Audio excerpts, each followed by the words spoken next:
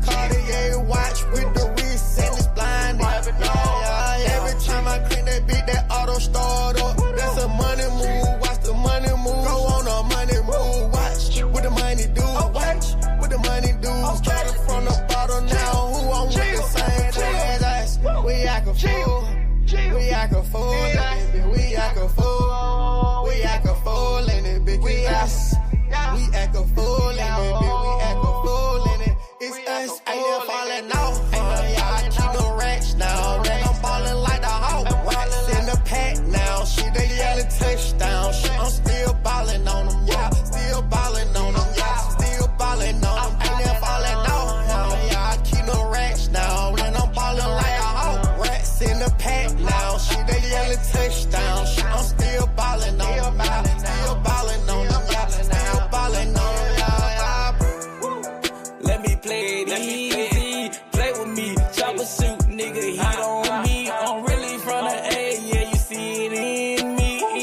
Trey Young, I was born for that. Know the nigga cold with the motherfucking cooking on the stove. Yeah, the nigga going crazy. Yeah, I'm rocking at them show. I'm 1,000 for life. Gotta keep it in the east street. Nigga, play with me. I can make it go easy. I'm the one that really bout to cut this shit just like karate. Nigga really know what poppin'. I'm a player. I keep some options. Get some money. Keep it poppin'. Bitches know that how we rockin'. Number one trending toppin'. I'm the one that she be toppin'. Wear white or the gold, cause you know this shit go. Man, how this shit go.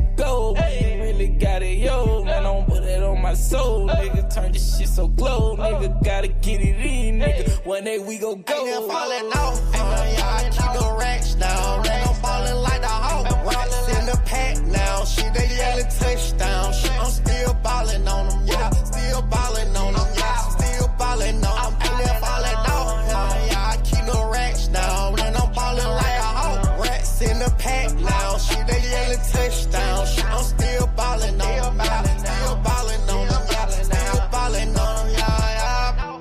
Yeah, I keep the racks now. I'm ballin' like the Hawk. Racks in the pack now. Shit, they yellin' touchdown. Shit, I'm still ballin' on them. Hey. Hey. We got something, gang.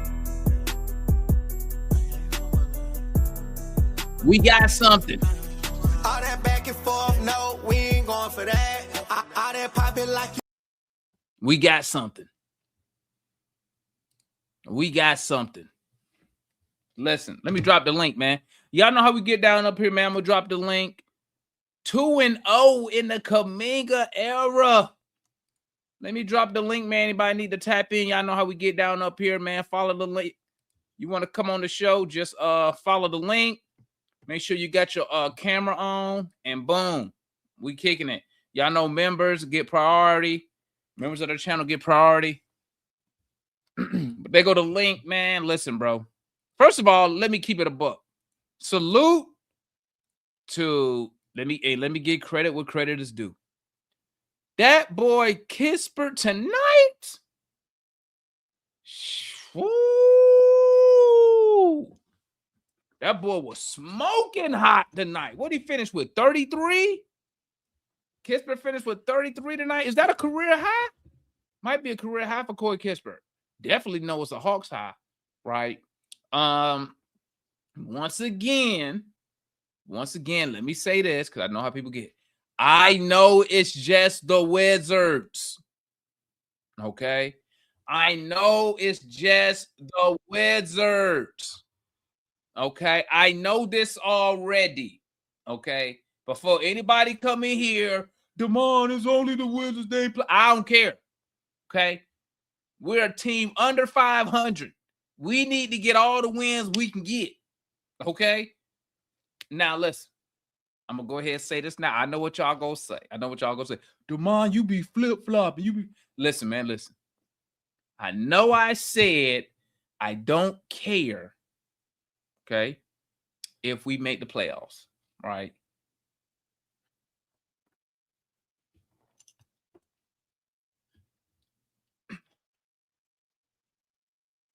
I got to see what Kaminga could do, bro. I seen him play Minnesota in the playoffs, bro. I got to see what he could do, bro. I got to see it. Well, let me change that. Let me change it. I got to see what he could do in the play-in. Okay, because we're a play-in team. Let's keep it a buck here. Okay. Until we get into the 6th position, okay. We're a play-in team as usual. That's why we call it the Hawks Invitational. Okay. I gotta see it though. Cause I saw what he did against Minnesota. And I'm gonna keep it a buck. That Minnesota team, they're a 2-time Western Conference final team, family. So I gotta see, man. I got to see it. But y'all already know I already ordered my Kaminga jersey. Okay. Listen, we 2-0 in the Kaminga era. Okay. We 2-0 in the Kaminga era. I just need this coach. Okay. I need this coach to make sure he can get Kaminga and Jaylen Johnson on the same sheet of music so we can execute on the offensive and defensive. And I'm going to tell you something else. I think a guy like Kaminga in the starting lineup will take a lot of that offensive load off Jaylen Johnson. Okay. Now, does it, the spacing still going to be a problem because you still got Dyson Daniels, right? That's still going to be a problem. But, I mean, to finally have somebody who can slash, cut, finish at the basket with authority, finish at the basket with a dunk, not a finger roll that's getting blocked or a layup when you're getting blocked and pushed to the ground, it's refreshing. We haven't had that in a long time, gang. You feel me? We haven't had that in a long time. So I just need to make sure the coach can get these dudes on the same sheet of music, bro. Because I think right now we might have our 2 guys. Granted, Jaylen Johnson is officially an all-star guy, right? I think Kaminga is an all-star player. I'm just saying. When I saw that play, he an all-star type guy, bro. I believe. You ain't got to believe me. Y'all could say whatever. Damon, you overreacting like usual, Damon. Woo, woo, woo. That's cool. But I believe, I forgot who I told it to, man. He's already the best athlete on the team. And stop me when I'm lying. He already the best athlete on the team. Okay. He's the only guy, outside of Nall that could probably get to the basket. Except the difference between him and Nall, instead of trying to force a bad shot or layup, he can actually get up there and yam on the mug. You feel me? Hey, y'all know how it is. Let's go. Let's see what everybody got to say, man. Let's start with the members first. What's good, Mara? My God. Yeah. I just want to say good win. Of course, win against the Wizards. Blah, blah, blah, blah. I don't care, dog. Good win. Good win. Let me start. I'm gonna end it with Kaminga because you know he my favorite person to talk about. Look at Foot, man. Look at Foot. So I want to give a shout out to Dyson Daniels. I thought he played a really good game. Yeah, he was good tonight. He was good. Shout out Dyson. Yeah, Dyson looked very comfortable out there. Like I saw one little break where he was like, you know how Chris Paul used to like twist the ball down, kind of do that move. He did it on a break one time. I was like, oh, he's feeling good today. Even I know some of his passes didn't hit, but like I thought Dyson played a really good game. Yeah, he did. I got to give credit where credit is due. You see it. I had to change jersey when he hit that 3. Yeah, it was good. Everybody played pretty well. Cory obviously went on a heater. I'm glad that the 2 ex-Wizards players dropped 50-something together to kind of put them boys out of their misery. I don't need CJ taking 19 shots a game. I don't know, bro. You gotta talk to the coach, man. Like, I mean, if you, well, I guess if you're gonna figure out what Kaminga is, because you only got 20 games. CJ don't need to be he took a lot of shots. And I'm looking at Kaminga in the corner. He over there kind of just, trying to be a part of the offense, but it's like, how Quinn's system is. Anybody can score at any time. Yeah. I love that. I love that you want to involve everybody in your offense, Quinn. But when it comes to the playoffs and shit really matters, you're going to be really down to 2-3 guys that you can count on. Right. So, and I'm gonna tell you like this, bro. And I'm gonna tell you like this more. Now that I think about it, outside of CJ and Kaminga, off the top of my head, I'm just going through real quick. They're the ones that's really like real playoff proven. Yeah, I don't think nobody else is playoff proven on the Hawks. But I think CJ. I also think Kaminga's still getting up to speed on the offense. But oh yeah. Double low. He's disappeared in the desert. I don't understand or see his contributions on this team, especially now that Kaminga here, because Kaminga rebound too. It's like I don't see Double O's contributions at all, to be honest with you. So we got to get his ass out of here this offseason. Or not out of here. We got to get him off of that starting center position this offseason. I still like Landale over him. But you see, he played Koloko tonight. I thought Koloko was injured. No, he knew he ain't been playing, wasn't gonna play him, so he just been telling him not to suit up. So that's basically what you've been seeing. Overall, great game. And let me get to Kaminga. Talk to me, man. I love that man, dog. Hey, remember that dance? Remember that dance we was doing when we got him? Man, you was there. We was in that. Wasn't that thing swagging, dog? It was just me and you, nobody else. I just want to say, man, I'm excited to see that man play. His pass. You saw his passes tonight, man. You see that damn Assisi Landale messed up, bro. Yeah. He threw about 4 of them. You saw the one where he took it back to Ricochet, and Ricochet went up. Airball one of them. Landale got blocked. I'm like, what is wrong with y'all? These are elite level passes. So, man, I'm just excited for the Kaminga era. I'm praying we could at least get the 8th seed. And when I mean that, in the play-in. So we have 2 opportunities to get in. Because or at least can we match up against the 76ers? One of the 2. I'm also excited to see what we look like on Sunday because we're going to play a different team. The Portland's a little bit better. Taller too. Yeah, so I want to see what we look like. And I'm curious to see what Jaylen. You got to get CJ back on that bench and put Kaminga in the starting lineup. Bro, I said, man, it just I'm wondering how many games he goes until he put Kaminga in the starting lineup. He's going to have to start him. He's going to. There's no way you're going to have him coming off the bench the rest of the season. I mean, you could take out either CJ or no. Take out one of them. I'm putting I'm putting CJ on the bench. Because I mean, I know Kaminga is because really. I mean, you would say take out Zach. Well, Zach don't start now, so you can't even say take out Zach. So I mean, this be CJ or no. Come in that second unit, so you can put up as many shots as he wants to. And CJ cool with it. He's not a part of your long-term plan. Hey, and it's like what you said. I was watching Kaminga play, bro. I promise you, it looked like he didn't break a sweat tonight, bro. Bro, he did get tired at the end of the 3rd quarter. Though. That man was wheezing. He was like, but outside of that, bro, he's elite, bro. You just got to continue to give him the opportunity and kind of put the trust in him. Jaylen, I think I really don't like. I'm praying Coach Quinn just start this man, put CJ on the bench, CJ come off and run that second unit, shoot as many shots as you want to, and put a defensive lineup around CJ. Cory Kispert, CJ, Moge, Landale. Yeah, so that's really all I got. I'm dumb excited. I know people are going to continue to come in here and be like, it's only 2 games. Let's play against the Wizards. No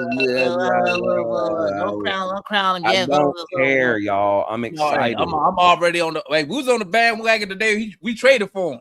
Yeah, I'm excited, and I'm glad you excited too, Demond. Heck yeah, bro. So that's all I got, brother. That's my boy Moore, man. Salute to my boy Moore. Let's hit up Marion. What's good, my guy?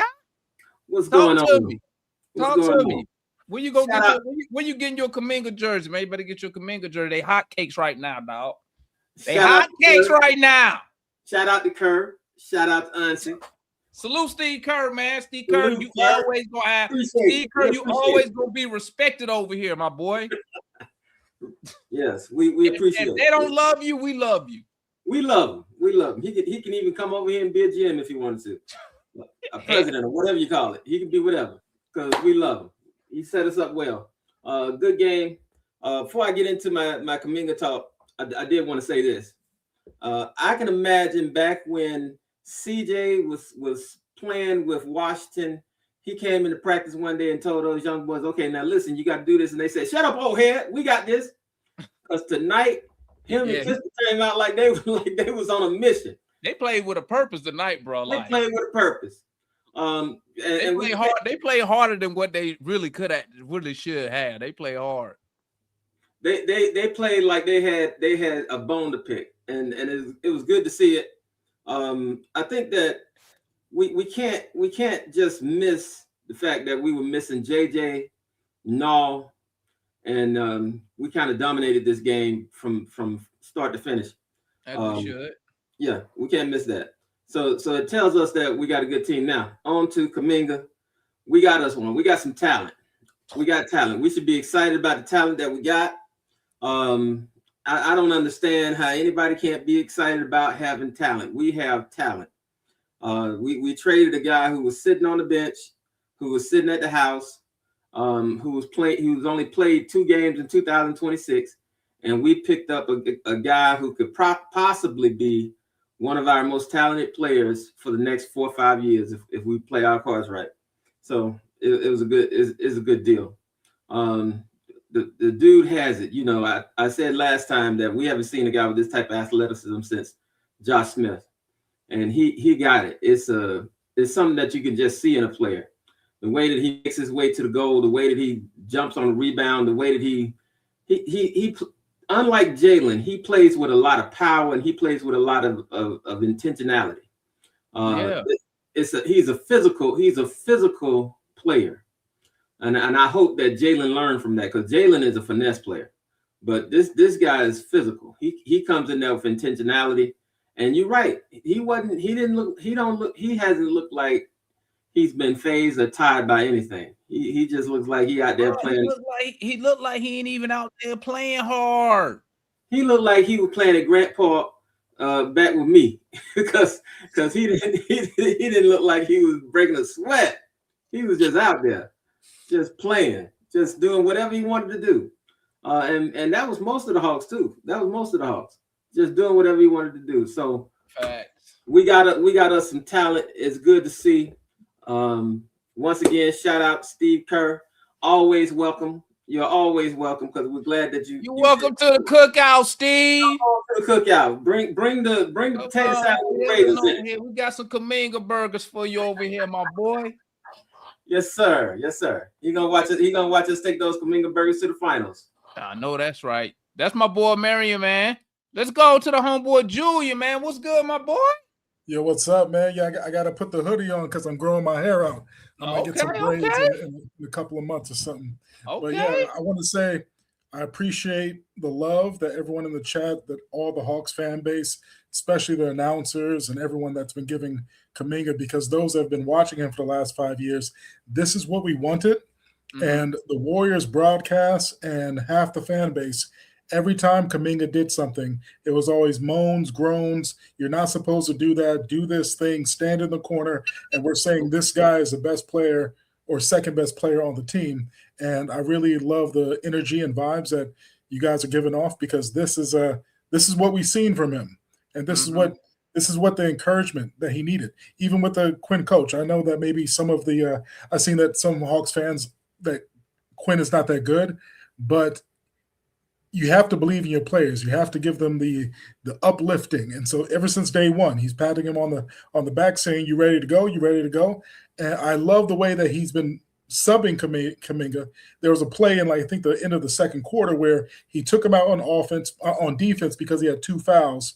Mm-hmm. And then with 10 seconds left, he put it back in because he's a threat. And that's how you're supposed to treat Kaminga, though. But I'm just excited. I want the Hawks fans to know that you have something special. From what I saw tonight, if Quinn Snyder establishes a hierarchy, because I saw CJ go one-on-one too much. I saw Onyeka go one-on-one too much. That's fine. But you saw in, I think it was the third quarter, Kaminga got his juice and he was vibing. And then you just see CJ not even look. I'm like, hey, get him over there. And when they finally did pass on the ball, he got Jock Landale, open shot, hit a 3, and you started to see those passes coming. A lot of the Hawks players, they're not used to Kaminga's passing yet, and that's the part of the narrative about Kaminga is that he doesn't get people involved. He does get people involved, and it's one of those things where pressure makes diamonds. So his turmoil in Golden State has actually made him probably one of the smartest players in the league because he had to sit there and watch. And I want the fans to think about who are Kaminga's mentors. He came in the league under Andre Iguodala. He's been mentored by CB3, Jimmy Butler, Draymond Green, Steph Curry. He's had playoff battles. He's a champion. He started games on that championship run, and he has playoff experience, as you mentioned, in the second round of Wolves. So even though he's 23, he might be your most experienced vet, and I think a hierarchy needs to be established where Jaylen and Kaminga are your 1A, 1B dynamic duo, and you got to run the offense through them. None of that ISO stuff on short CJ. Like CJ, come off the bench, do some things, but I think you can make a run because I'm looking at the Hawks schedule, and you can blow through the schedule if you play bright. I think you can win about 14, 17 games because you have I think the 4th weakest schedule left. So if things fall into place, you might see yourself going on an Eastern Conference run, maybe to the second round. Who knows? Just depending on who you play. Well, let me ask you this, Julian. I know y'all big Kaminga fans. What's the one thing that Kaminga needs to improve on as of now? After all the time he's been in Golden State, what's something you would suggest that he gets better at? So as far as when we watching him, if something happened, we know okay, that's something that he's already acknowledged that he needs to be working on and getting better at. You feel me? I would say that for his size and position, he is a decent ball handler, but he's not going to fake you out or trick you out. So he needs to keep it very simple when he's dribbling, attack the angle, go right, and mind you, he doesn't do in between the legs and over dribble anyway. But I say the weakest part of his game, probably maybe just the dribbling in a guard aspect, but dribbling to drive, dribbling for a purpose.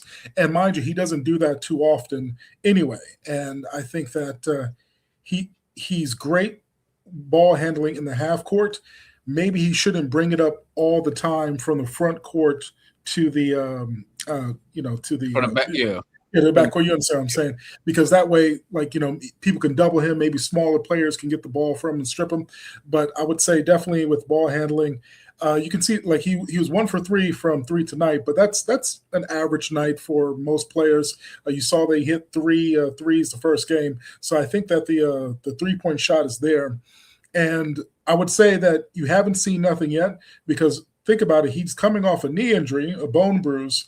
So someone mentioned that he looked a little gassed. He's a horse. He can run up and down all day. He just needs to get his wind back. And if you think the dunks that you saw the last 2 games are impressive, he's coming off a knee injury. He can get up much higher than that. His head goes to the rim. And once the players start to understand when to throw him the lobs, you're going to see a lot of great highlights from him. And just to do some comparison, a lot of people say, how can him and Zachary play together? I mean, not Zachary, Jaylen Johnson Jaylen, they're not the same players. Don't be confused by what you've heard from the Steve Kerr narrative that because the Warriors are playing 4 guards. Kaminga is not a power forward. He is a power small forward. Like he's strong as hell, and you're going to see people bouncing off his shoulder a lot. Like he's not. His muscle type is very unique. So he looks wiry, but he's actually probably one of the strongest people on the court. And that's why you see that super bounce from him. So him and Jaylen probably jump as high vertically, but Kaminga's bounce is much quicker. Like he'll come up and down and go right back up. Also, his strength and his shoulders are pretty powerful.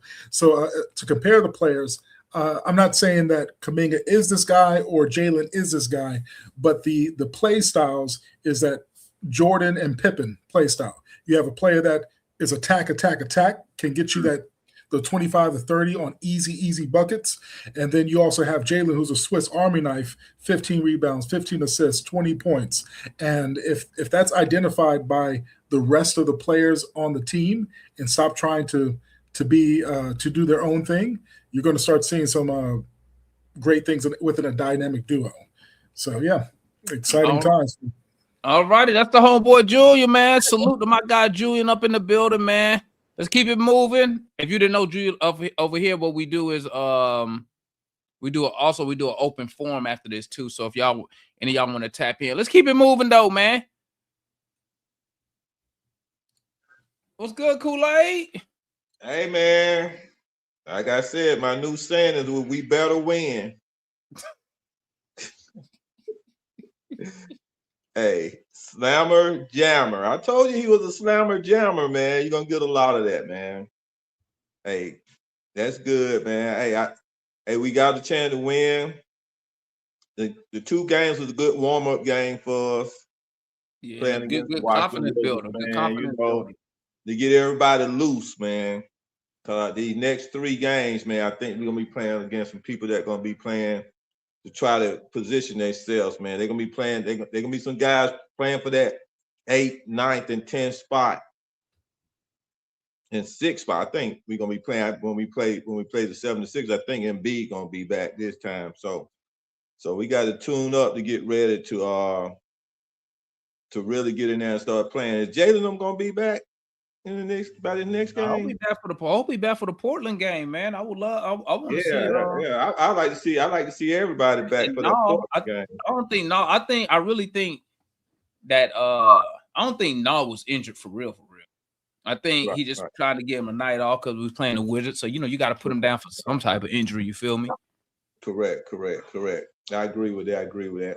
But yeah, man, I think we doing good right now, man. We doing what we supposed to do, man. And I gotta say, I still think we don't have to tank. We're a team that's not having to tank to get into that draft pick. So and I still feel that Quinn and Unsi is trying to win. I ain't saying they got a team together to win.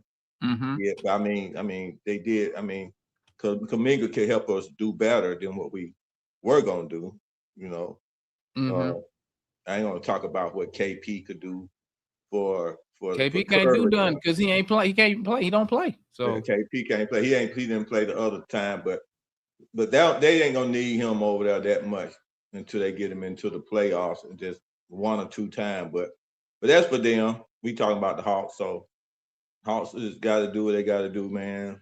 And hey, I hope they get into the play-in, hanging now. It's gonna be a battle, man. Everybody pulling for Charlotte right now. That's the sad part about everybody loving the Charlotte Hornets. So what? Yep, that's the homeboy Kool-Aid. All righty. What's good, my boy? What's good, Damar? Talk to me, man. Talk to me. Hey, man. When you singing that song, that was the funniest thing. The Steve Kerr song. Thank you, Steve Kerr. Yeah, because it was just they gave up too easily on Kaminga, and knowing what we got for him, and just producing the winning too. Well, that's all I really got. Great game. Looking forward to Portland, and yeah. All right, that's my boy Georgia Kid in the building, man. Like Mike say, a man of few words. What's good, Larry? Jay, you gonna be ready back there? You ain't got your camera on. What's good, Larry? You on mute, Larry. You on mute. You on mute. What's going on, fellas? How y'all doing, man? Great win. Go ahead, beat the team. What you supposed to do? You feel me? I take all dubs. Take all dubs. Facts. Let me say this, Larry. Yo. Your boy Dyson looked real good tonight. Hey. I don't want people to say I don't get credit. Look, when he made the 3, Larry, I had to go switch jerseys. I had to put on Dyson when he made that 3. Hey, yo. I was like all the sounders. I just started pressing sounders. I switched jerseys midstream when he made that 3, dog. Yo, Dyson, and he didn't hesitate. He didn't put his thumb up for the air or nothing. He just, as soon as he got it, catch and shoot. Bang, switched it. I was like, oh, okay. There you go. 5 freaking steals, too. That was last year, but Dyson right there. All right, but overall, man, team did what they were supposed to do. Shout out to Kispert. Did you see how mad Kispert was when he got took out by Quinn? Yeah. He was fuming, bro. He was sitting there. People were talking to him. He was just staring at the court like, I can't believe this Mickey Vicky took me out. Because he always do that mess, man. Like, he just don't let people cook, bro. He gonna stick to them damn rotations, bro. Thick or thin. That's all he gonna do, man. That's all. But, yeah, whatever, man. They couldn't do this, man. That team too young. They don't know how to win. I didn't think any of those fouls when they got a little feisty, man. They were just trying to, I mean, they OGs was doing them in. You know what I'm saying? So, yeah, they going to get, they going to poke their chest out like, nah, you ain't going to do me like that. You know what I'm saying? Yep. But, nah, you little bro. Just understand, y'all look, and that's how CJ and Kispert dealt with them. Y'all little bro. Know y'all role, all right? That's basically what that game was. Know your role, all right? But, yeah, and Kaminga, man, we can't, yeah, I don't know about singing those songs, but thanking Kerr. But, yeah, man, we see here how a coach can be detriment to a young player's development. But we complain about what Quinn doing is that.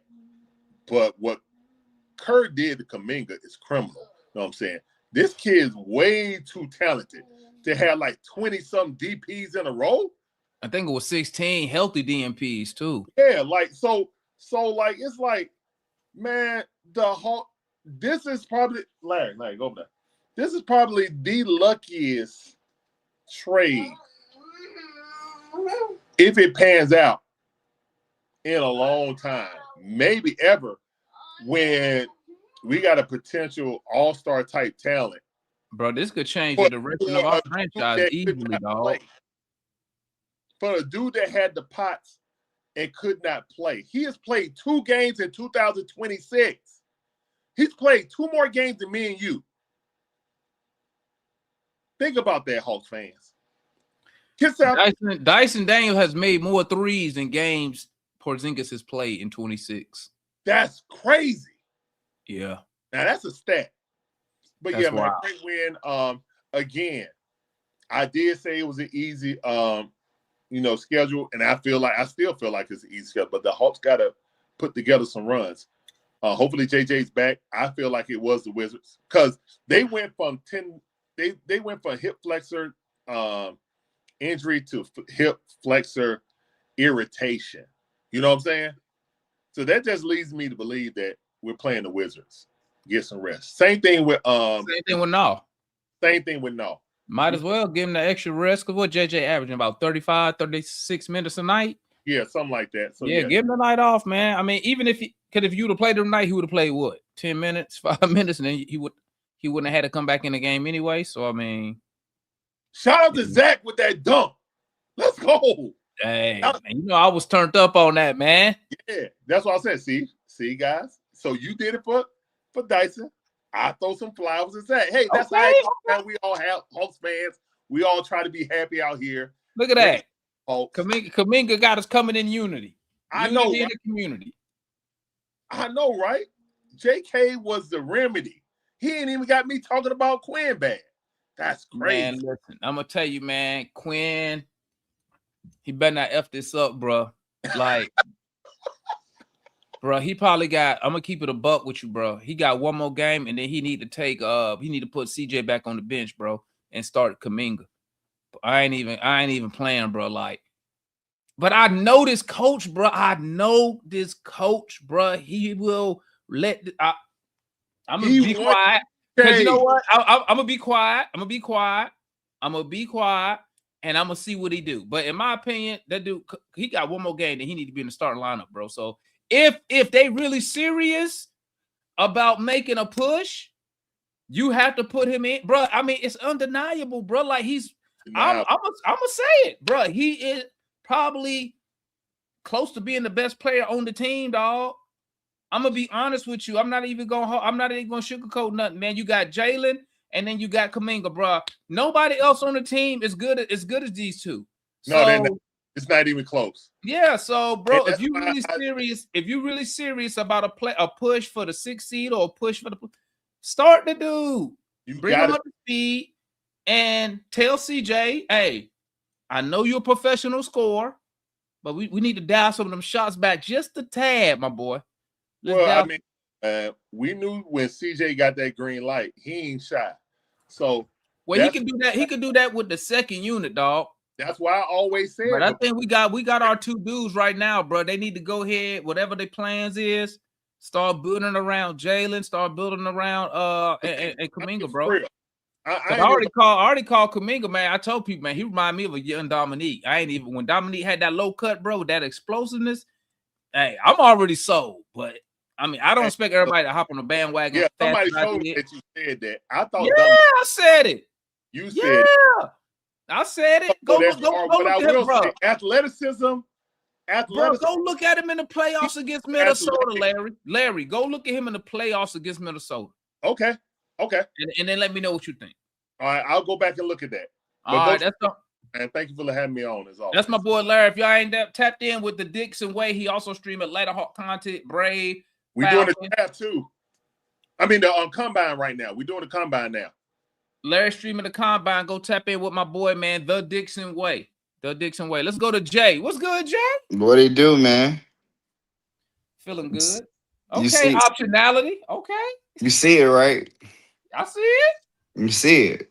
So, I mean, look, what's about to be so funny is the rest of the season is about to make a lot of niggas look real dumb on here. You know what I'm saying? Hold on, depending on which way you go, because I might be. I'm just telling you just how we got to get on the run. I might be in that category, but guess what? I'm just gonna tell y'all because I've been saying, man, this team really isn't that bad. We just have noise in the record still, but it's an 82 game season, so it should balance itself out. It's just how it's gonna go. You got good wins against teams over 500. You got bad wins. It's the NBA. You get in the playoffs, anything can happen. I'm only excited for the community. I'm hyped for the entire situation. Because contrary to what dudes like, you know how Matt wants to talk crazy about honesty, he probably pulled off potentially two of the biggest franchise altering trades in one season. I agree. In one season, getting the pick, depending on who they pick with that pick. Well, I'm just saying, just even having the pick and swinging KP out of here for Kaminga. Even the process of how you got the KP, where you were clearing the Terrence Mann money, you turned that salary slot into Nah. Yep. Like you cleared the books, you got KP's big contract, and then you got Kaminga on the team option. You know, you can kind of dictate how much he gets paid. That kid is so good, man. He reminds me like him. I've never been. You heard when I came on here when he got traded. I said I don't think this is gonna be a problem. I think these two dudes' games fit together pretty good. Like I look at Kaminga, I'm like, boy, you like a bigger version of JB. He's like a bigger version of JB. And the way Jaylen Johnson plays, he's actually a really good complimentary dude on the wing. Mm-hmm. And I like how since he's been here, you see the energy. And on Dyson, man, I found that Kevin Chenard and them were talking about it. They said the Hawks bought in the outside shooting council on Dyson. And you can say, he's really jacked. He's shooting the ball. They did. Like you heard Dominique. He said it's not about. I've been saying that all year. What they do? They brought in what? They bought an outside shooting specialist or whatever for Dyson. They bought in. They said we got to bring in somebody else to work with him. But hey, somebody about to make some money, man. Somebody about to make some money. Like somebody about to make. Why you give him $100 million first? Then bring Hey, in the shooter. listen. Like I said, if Hey, he would have had, he Hey, just had now, his if 2 he gets seasons up, out of order. You know what I'm saying? If he gets something going at about 30% at 3, Nah, then that contract gonna look amazing. right. But that's what I've been saying all year, and people like stop shooting. I'm like, no, he needs to be getting 4 up a game. Cause you get 4 or 5 up a game, you're gonna make 1 or 2 of them. That's all you need. It's easy to tell somebody to shoot. It's like, yeah, but that's the thing. He's self-checking himself. Right, With 3, you can't stop. Because Like, man, they've been posting pictures of Dyson practicing Jay, his shot all game. What I'm telling you is this. It's easy for the coach to say shoot the ball. It's easy for your friends to say keep shooting, Jay. It's not easy when you know that when you know what's so bad about Dyson? He going to miss. That's why he doesn't shoot. But that's what I'm saying. It's just confidence, man. It's just confidence. He got to get his confidence back. Here's another thing. It's just like what Zion said the other night at his post-game press conference. He said, I know they want me to shoot the 3, but I know every time I shoot it, it's almost a turnover. He consider it a turnover. Bruh, it's hard, especially, and then you got fans around you, be like, every time you shoot it, what did who was it who's at the game? They said when Dyson shoot it, everybody was like, and then he messed the whole arena, be like, oh, like, bro, that shit get to you, dog. Like, I understand. It's a confidence thing, but see with Dyson, it goes back to I just don't believe he's this bad as a shooter because I saw him shoot the ball. Bad. His mechanics. I seen him. His mechanics are bad. Okay, but again, I saw him take over 200 attempts. That's why they went and got a shooting coach. Right, but I'm saying he had these same mechanics last year. It took 200 attempts and shot 34%. How he fell off the map this bad is all mental. It's all mental. It ain't all mental, bro. It's all mental. Because it's like, it ain't all mental. If it was all mental, he wouldn't be airballing once a game. No, but I think that's a part of the mental. He's not confident. That's not all mental. It's already in his mind that he's not gonna make the shot. It's not good because look, he gets 0 lift on his 3-point shot. He doesn't practice like he need to. He needs to practice shooting from 4 feet and then work your way out. That's what he needs to do. And if you look at the practice that I think it was Chenard that put up on Twitter, that's what they was doing with him. Right? Just like they've been doing that all year with him. Because, bro. And it's going in practice. It's just mental. It's just like he doesn't believe in his shot. When the confidence comes back with Dyson, he's gonna be knocking these shots. What they show us goes in. Get it right now. We don't know how many going in at practice. I'm just saying. I saw this dude. I saw this guy last year shoot 34%, and he's suddenly falling off to 11. Okay, but so it's more than just it. It's more than just mechanics. It's like Dyson. When I watch him play, everything about his game and how he attacks depends on his confidence. When he's playing confident, he plays a completely different game than when he's being passive. But it never changes on how he gets the ball at the 3-point line. He stops and he thinks. Right, but that's what I'm saying. When you confident, you just let it fly. You know what my high school look. You want to know the best thing my high school band director used to say? He shoot in his face. I never seen somebody. No, but look, Demar, look. Your how your jump shot looks has nothing to do with if the shot can go in. Because Tyrese Halliburton, Kevin Martin back in the day, I've seen dudes with some ugly Lonzo. I've seen dudes with some ugly jump shots. It's all about your confidence. It's all about your confidence. Lonzo changed his 3-point shooting from when he was. He did, but I'm just saying. It still looks bad. Like his shot don't look pretty, but it goes in. But I'm telling you, he had to change it because his mechanics was off. And when you got bad mechanics shooting the ball, numerous things can happen. But here's the deal, man. All Dyson got to do is a little bit of practice, okay? And what I looked at when I seen him shoot the ball, I never seen nobody shoot the ball and the ball go straight in it, right? Like I never seen it when they let the ball interfere their vision. Everybody, all the good shooters I've ever seen shoot and their vision is never affected. They looking at the rim or however they aim. Dyson Daniels, that's why when he shoot the ball, sometimes the shit air ball, sometimes go to the left, go to the right. But let me keep it moving there so we can get the so we can get to everybody real quick. Who we got love? What's good, my boy? You on mute? Demond, give me about 5 minutes. You got your real name up here today. Oh my! Yeah, I ain't even mean to do that for real. But fuck you it. put the government up here. Yeah, I ain't mean it. Low key, drop me down. I'm gonna change that. All right, man. Let's go to who we got Mike and Foot Love. What's up, y'all? What's up, man? Hell, I ain't need Demond. You saw the wait for my Kaminga jersey to get here. That's all. Oh, you saw that text and shit. I ain't even have to watch the rest of the game, man. I'm waiting for that Kaminga jersey to get here. Hey man, real quick. Hey man, yes, Dyson Daniels is mental. And then his mechanics not as bad as y'all think. That's why they went and got a shooting coach Foot. His mechanics bad. That's why they went and got a shooting coach. This coming from a guy who teach someone who teach you. They went and got a shooting coach. I understand. So his mechanics is not good. I understand. His mechanics not the issue.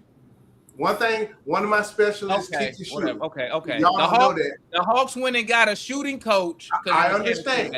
A different voice. Because his issue. It ain't no voice. They shoot the same way he shot last year. The man in front of the goal, like I used to teach my son. He shoot the same way. He shoot with no, bro. I can tell he shoot with no confidence. He had no confidence because his mechanics bad. He don't have no faith in his. He don't believe in what he doing. That's why they got.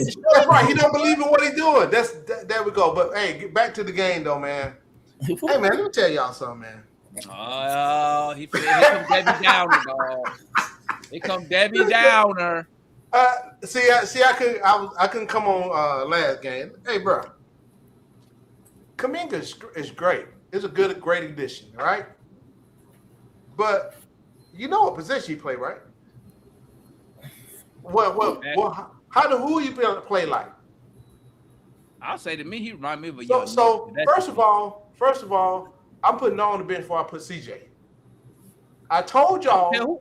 I don't care who I told y'all when we got him, he's gonna finish games. Y'all didn't believe me. What he been doing? Now he's starting. He's a bucket. You need a CJ on your damn team. But they only starting him based off analytics. Whatever they starting on, he's 86 minutes of basketball. That's why they starting him. Right. So we have. You know why? The analysts and the stats say, we too got them slow on offense sometimes. We need a damn scorer because no just chuck shots. He gonna shoot that motherfucker. He gonna shoot the piss off it, right?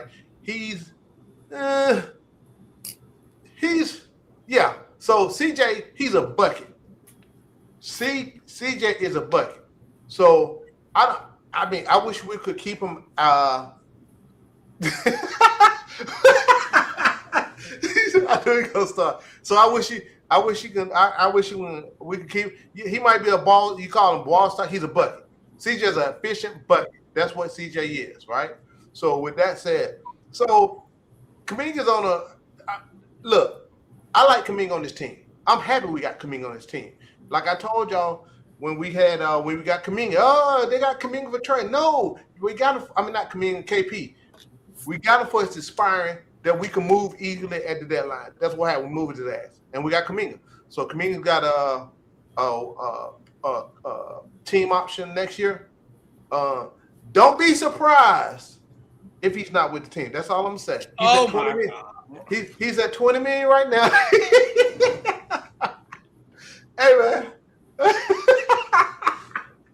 Hey man, that's why I be chilling. Yeah, see, that's the problem, man. Cause that's why y'all crash out so damn much. I keep it real. I look at for what it's worth. I'm not saying we shouldn't. I'm just telling you what the NBA is, right? I'm telling you what it is. So I'm glad he's on the team. I want to see what happens when him and JJ get on the floor.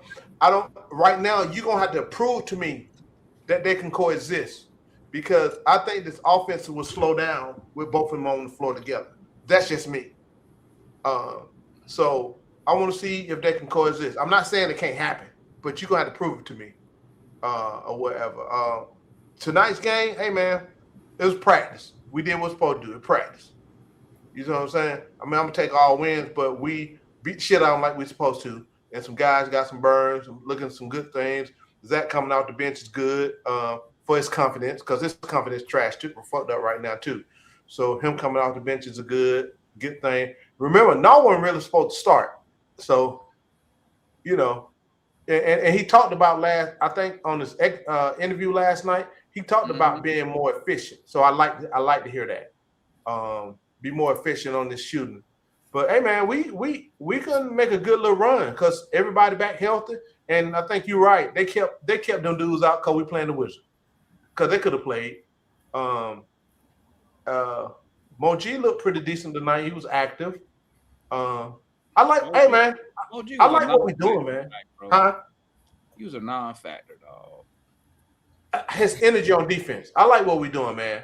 And like I told y'all as to be patient, right? Remember I telling you that? Y'all crashing the hell out. But now y'all want to get all hyped because we got Kaminga now. Damn right. I'm on the Kaminga train, baby. I tried to tell y'all, I told y'all honestly want to finish. Y'all crashing out. I told man, don't act like you thought they was going to get Kaminga. Man, stop. I didn't say that. No. I didn't say that. You said we was going to get a big man. No. I said hold on. No, I said Marvin tell you what I sent him. I sent him a text. So he got the text. We were the big man. We was trying to get Zubac. We had 5 from Breeze. They want too much. So you gonna say we had 5. Hey, like I said, I told y'all to chill out. I told y'all answer one finish. Hold on, answer one finish. So trust the process. I ain't even worried about them trading Kaminga. That ain't happening. I put money on that. I got $1,000. We ain't trading no Kaminga. Hell no. He the best. Hey, you know Answer from Golden State, right? Huh? You know Answer from Golden State, right? Exactly. So what? Yeah. Let me tell you something, man. And you know Answer seen Kaminga, right? Why you think he went and got him? I know that. What I'm saying, just so why would he trade him? And the dude only making $20 million next year. What we doing? Yeah, but we got to extend him though. We'll see what's going on. Who else we gonna extend? CJ McCollum? I know. See, let me finish that. 00 got to go. Like I've been saying, he got to go. Shit, I keep Landale, bro. For cheap, then you can pay Kaminga. Too, man. I like Landale. I like Landale. Get his ass up out of here, man. What's good, Mike? Hey. What's up, Mike? Put on that nah tonight, man. He on that nah tonight, bro. I don't know what he talking about. Say that nah. What? That nah. I don't know. That's the first thing that came to my head, bro. I was about to say, what that y'all say that? Y'all say that back in I just made that shit up, right? I just made that shit up on the spot. Thought that was some Virginia slang, man. but no, man. You know, I ain't gonna act like I watched the entire game or whatever. It's not like the second half though. I had to run some games and whatnot though. But man, yeah, I mean, you know, y'all basically said everything, man. All I'll say is that Kaminga look so far apart. I mean, I guess what like Dan be saying it 1A, 1B, but I'll probably say for right now, for me, man, I'm gonna throw Kaminga probably ahead of JJ, man. Just until JJ stop all the gay passing, bro. I'm not that nigga down tonight, dog. Bro, I ain't too far off that, my boy. Yeah, I just said, not yet, damn. I can like job up, but I can't hoop yet. I can take some shots and stuff. He might give you that Dyson Daniels elevation right now. He can't get Dyson. Right now. I'm about to say I shoot better than Dyson now. Don't try me like that. Don't try me like that, but I shoot better than that. But nah, for real though, man. I'm a JJ hater, man. Y'all know JJ be out there, man. JJ be out there forcing passes to 00 right now. He do that slow. Kaminga ain't got no favorites or whatever, and Kaminga don't feel like he man. JJ just got to stop all that buddy passing, bro. Pass that shit to Kaminga. He got to play faster than me. Pass that shit to I'm telling you, Kaminga. man. Shit. Man, y'all know I'm slightly joking, but for real though, bro. Y'all know JJ be out there favoring 00 on the court. I need him to Larry, throw close that your out mouth, the window, man. bro. Stop that crap. I told you, man. JJ gonna take his best step in the league soon as we get rid of 00, man. He gonna be a better player soon. I never forget it, man. That's what old buddy did. Now, obviously, I ain't gonna compare him to Jordan, but that's what the Bulls did. Got rid of Charles Oakley ass. You gotta separate them. Because that was Michael Jordan's best friend on the team. They got rid of his ass. Michael Jordan said, turned it up a level. You feel me? So I mean, that's yeah. That, but other than that, though, like I said, man, yeah. Kaminga looked the part, man. I can't wait to see him against actual team. You know, not no disrespect to the Wizards, but you know, man, actual team and stuff. Bro, the Wizards really put that play hard, get better team out there. Yeah, I wasn't up here the other night though. You know, of course, after the first time he appeared, of course, for us, and y'all going crazy about him, but like everybody kept comparing him to like others and stuff. Well, mainly JJ and of course like Zach or whatever, but like for his movement and stuff, like no knock to Kaminga whatsoever, but it's just like he's shorter than them guys though a little bit. I mean, yeah, a bigger guy can be more have fluidity or whatever though, but like he's 6'7". Like yeah, he's 6'7", and you talking JJ at 6'9", probably I don't know, waiter or whatever, you know, or whatnot. This time I don't know, and then shoot. And Zach like a doggone newborn elephant out there. A newborn giraffe. Yeah, that's what he like a newborn giraffe. You know what it looked like with Zach, man? You know what it looked like? It looked like Zach, like. What you mean, Dirty Bird? I just called him a newborn giraffe, nigga. What are you talking about? I just said something about him. I just said something about Zach, bro. He be out there running. I'm saying big, tall, straight leg nigga. I just said something about him, bro. You know what I'm saying, bro? I got you, dog. I got you, man. Hey, he do, bro. It's like he turned 18 and grew like a foot or two. I'm telling you, bro. That's what. Yeah, Zach got to catch up with himself, bro. A little bit. But anyway, man, crazy, bro. But anyway, I'm like that. I said that during the stream. I was like, it's like his brain ain't caught up with his body yet. Like, and he got bigger this year too. I think he has. Height stuff like that. But anyway, like I said, but Kaminga, bro, like I said, he is one. It's interesting to hear what bro was talking about with the handle. I'm like, oh, it's interesting. So that might be kind of why they'll try to play him at the 4 a lot, because of the handle might not be as what. But anyway, that's the Warriors' issue, and they overthinking stuff a little bit though. But to what a lot of Hawk fans want and stuff like that. It's like, yeah, I hope Zach picked that up. It's like, you just got to be strong with your dribble. And that's what he's saying. Zach is weak, bro. Like, the core, everything is just weak. So it's like, you ain't necessarily got to get fancy. You got to get fancy with your handle, but you just got to be strong with it. You know what I'm saying? So, yeah. Anyway, he got to get there, man. You talking about Dyson got outside help. They don't need to keep waiting. Get that nigga Zach outside help to dribble. Get him Ray for Austin or something in here, bro. Get Skip him over here, man. Somebody in here to teach him how to dribble. Yeah, he ain't doing that for Dyson. Get somebody in for Zach, man. Yeah. We got more. What's good, Murs? What's up, man? How you guys doing tonight? It's a celebration. Yeah, it was a good night. We did what we had to do. The guys are playing well. The guys are looking good. I'm impressed. I'm not going to say I didn't like Jonathan Kaminga, but I'm impressed by how well he's already gelled with the team. Like, he looks like he's very comfortable with the guys out there, and I think that's quite impressive considering I think he's only had like 2 practices or 3 practices or however many he had. So I've been pretty stoked to see that. I like how much time he plays with Dyson on the court. I think that's a good pairing because both those guys are pretty strong. I'd love for Dyson to learn how to play offense similar to Jonathan Kaminga, where he can just like attack the paint and get to the rim. I think that would be good for Dyson as well. I think it was a good win tonight. I'm kind of impressed with like Quinn, honestly, which is weird to say because I'm not a Quinn fan.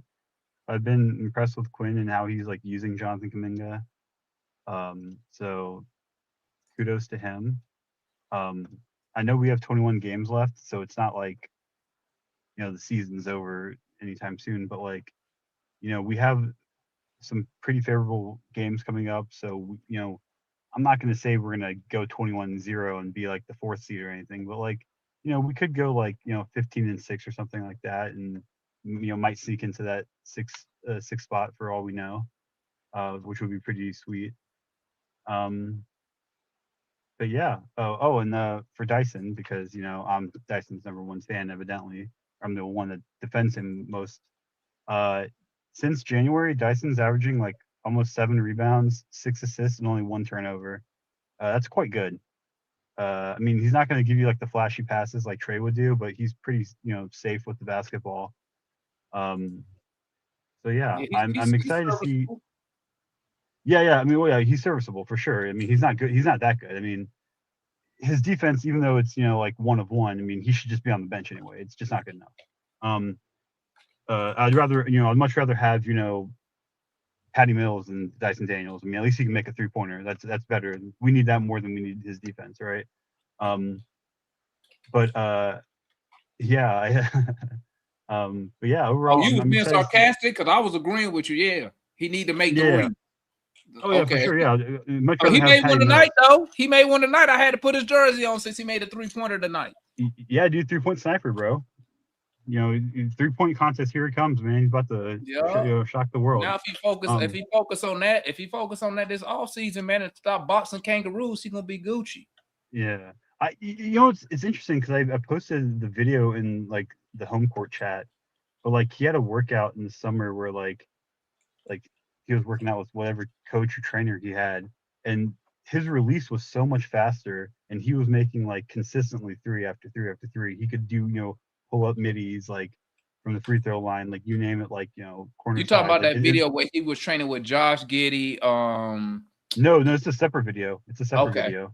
Yeah, because he was shooting threes. He was going in, pulling up at the mid range, and I was like, "What the hell happened?" Yeah, like, well, I mean, it's wild. You watch that video, and he was like so like confident, and he would shoot the basketball so quickly. But you watch him now, and like he has almost like this hesitation to him. It's really, it could be the risk that we know that he's hurt. It could be like 1,000 fucking factors for all we know.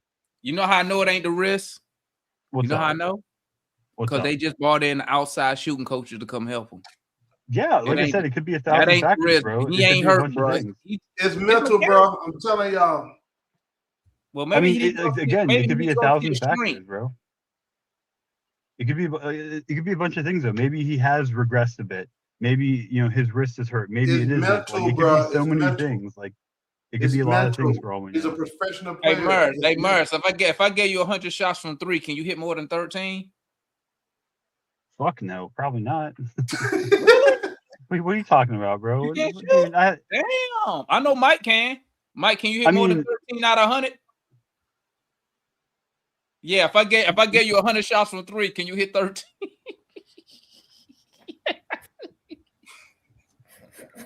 Can you, Damon? Hell yeah. Now I practice. You do know I practice right foot. I practice on my shoe. Bro, I seen one of your shots. That shit broke his head, bro. He can shoot the ball. Funny. I'm an athlete over here, baby. I do it all. You be an athlete, that don't mean you can shoot though. I'm baby Kaminga, god dang it, shit. I'm going to the hole. I'm gonna hit this motherfucking shoulder. And I'm gonna hit you with the sound effect when I do it. Well, I ain't shooting 100 shots in the NBA game though. Man. Yeah. In the NBA game, no. Well, if I was wide open like Dyson Daniels, yes. He can do that. A shoe machine, yeah, he can do that. Any NBA player can do that. Put Dyson. Come on, you have those Steph Curry 3-pointers? Or you have those Paul Pierce 3-pointers? I got the 3-pointers that go in. Oh, so where you at? You in Atlanta? You in Atlanta? Facts. I am in Atlanta. Okay, when I come to Atlanta, we're gonna play. Sure. You last summer. You come this summer? Huh? You come this summer? I'm gonna come this summer. But I'm about to spend all my money on these tickets. But I'm gonna come this summer though. Damon, when you come, I'm gonna make sure to play exactly 0 defense against you. What did he say? He said Damon Cap.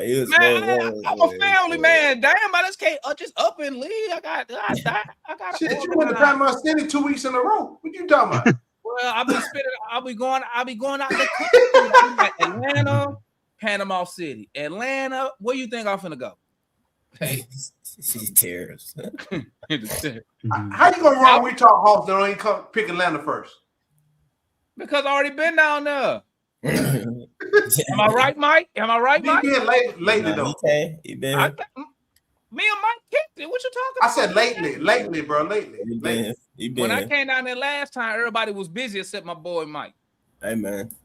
Everybody was like, what the charges? Come from Texas, not pull up. I'm saying. Every time when I come down there, people be, I'm busy. Hey, okay, cool. We've been trying to get Matt to the court for 2 years though. What Matt at? Oh, he ain't here tonight. For 3 years, like Mike. We been trying to get I don't know why y'all be asking Matt to come. Matt ain't gonna play no ball. Hey, I'm quiet, man. Everybody know I told my Achilles in July. So y'all have had a year. Y'all have had a year to get, not even a full year, but yeah. Listen, if you want to challenge Matt to something you need to challenge him something like rowing or something. He like a rower. Hey, Mers, you know Matt challenged me right after, like a day after I told my Achilles. He's like, I'll play you now, Mike. Yeah, it's fucking soft as Charmin. That shit is soft as hell. Mike, you know what's funny is like, because both you and I have torn our Achilles. Yeah. If I were to ever go on the basketball court and someone said, "Hey, you just run 5v5," I'm not defending a single motherfucker out there. I'm not going to put myself in a situation to rupture my Achilles again. Ain't no fucking. I will be a goddamn fucking cone from start to finish. I will not defend a fucking soul. Hey, at least you being honest from jump, man. I will not defend a soul. I'm not going to put myself in that situation to rupture my Achilles again. Y'all can score 1,000 points on me. So Olay that bitch. So you're gonna stand on the other side of the court while we defending? Hey, I'll be the best cheerleader out there, bro. What you talking about? You just gonna jog down the other end while we defend it? You best believe that's free cardio, man. What are you talking about? He gonna give you the Jaylen Johnson defense, bro. He gonna. I was just about to say that. KT stole my. I was just about to say that. Hey, Mers, what's crazy about that though, and you might have to think about examples of other people though, but each time, and I gotta say each time for me, but each time I was on offense with my jump tour, so. Really? Trying not to play defense, but like niggas usually tell that on offense. That's where you put the most load on your. That's where you put the most load on Achilles when you on offense. Blessings to y'all. That shit crazy. Achilles when you do that first step and you. I partially tore mine in the night. I partially tore mine in the night. For real. Blessings to y'all, because Achilles as a civilian, boy, I know that shit hell. Brother, let me tell you something. It's so bad for me. I had to wait almost a month to have surgery. I believe it. Hey, Spicy said, that's the wrong one. I ain't want that one. Hold up. The boy East, I said, y'all boys need to oil up y'all joints. Y'all niggas is old. Niggas old, yeah, brother. They grown, bro. East Side Key. I'm retired, man. Where you at on the East Key? I had to retire last year, man. Well, year 4 I had to retire. Hey, Tom. Yo, what up, KT? Hey, damn, who with me today that I tore my jump? Well, I hooped with him the first part of the day. Yeah. What up, KT? What I was gonna say was like the first thing that I gotta say is I'm starting with Dyson, because you know how you was talking to Jay the Hawks fan and you said like you don't know who said what about like when Dyson put the shot up and like they were all, that was me and Cam because we was at the game in Philly. Yeah. The moment I seen Dyson go like this, I said no. I said no. And he threw that bit. And I'm like, he played good tonight, man. So, hey, KT, listen to me. Dyson played great tonight. So, right. So I got a witness to the people that I'll give Dyson credit. Okay. Yeah. When he hit that 3, I wouldn't put his jersey on out of respect. Yeah, you threw it on, bro. I don't blame you, bro. Like, finally. I'm just saying, like, people say I don't give him credit. I give him credit when he do good. When he play like crap, then you gonna say it. No, yeah, like he plays well. I already know what's up with you, Tom. Like, we've been talking. He plays well. I know what's up with you. But all this guy, just get the ball to Kaminga, man. Get the ball to Kaminga, bro. JK, bro. Hey, and you done admitted it, so I ain't finna harp too much on it. But you ain't believe it at first. I'm trying to tell you, like, just trust Kaminga, because like. Who didn't believe Kaminga? What? You didn't believe him? What? Bro, I might be mistaken. Go back. Hold on. This is what you gotta do. Go look on the channel when we traded for him. Okay. Me and Mora. No, you're right. No, matter of fact, no, I ain't even gotta go look because I remember. No, I ain't even gotta go look because I remember. My fault. That's on me. Me and Mora was celebrating when we got Kaminga. It won't you. No, it won't you. Celebrate. You're right. Like he is what he was, and I knew he was going to be who he is. I hope for the consistency. I pray for the consistency, and I just need JJ and Kaminga minutes to see how it look like because we ain't getting not 1 minute before this nigga Jaylen my hip. Yeah. He got out the game. So like I pray for that's good. But overall, it was a good game. He been running what 37 minutes a night. So yeah, it was only a matter of time. Yep. Like we already knew he was fragile, but Quinn didn't give a fuck, apparently. Matter of fact, the Wizards game was perfect time too. Bro, you see me in the chat. I said, bro, sit him this game. Fuck it. Sit him against Portland too. It's calm. Yeah. Like it's calm, bro. Get really healthy. Hey, I need you to play against Dallas because I'm gonna be at that game. Yeah, Dallas. Yeah, he can play against Dallas. I ain't trying to see no play hard get better now. Portland next. So hey, Quinn, I don't want no play hard get better when y'all come to Dallas. I need a full roster. Oh yeah. Play better, get hard. Buddy, I don't know his name. To the right of me, dude that say play hard, get better. I don't know his name, but trust me, you ain't the only Dyson defender, bro. We be on the war. Hey, my man. First of all, it's not play hard, get better. It's play better, get hard. Play better, get hard. All right. Play better, get hard. All right. Let's get it straight. Murph don't really be on X like that. He be in. I know that's how I was telling. That's how I was telling. He got to come in. He got to come in that other chat where it's crazy. It's toxic. Wait, what? Read it. Can you read? Play better, get hard. He said when you play better, get hard. Yeah, well, you read that right. Play better, get hard. What are we talking about? Yeah, you heard what I said. My fault for earlier. What are you talking about, bro? I was getting my garage materials when you brought me. Shout out to salute to the garage guy, man. Garage, bro. You feel me? I was getting my shit ready. Hopefully, I look down. Kaminga go keep me out of there, man. Mm-hmm. I'm finna be in that motherfucker regardless. I ain't gonna hold you. Yeah, Savannah, get up X, and I'll have Cam invite you to the chat, man. That chat crazy, especially when Matt go in there. That should be out of control. I'd have a fucking that chat. But don't get in that chat. I'd have a goddamn annual. For sure. Say don't get in that chat. No fucking way. That's a good time, bro. Last in that chat about a week. Buddy. Mike, you in that joint too? I asked you the other day, but you didn't respond to me. Yeah, I'm not in there. You asked me loud as hell, man. No, I asked you, bro. You were definitely in the chat, but you don't. No, I'm not.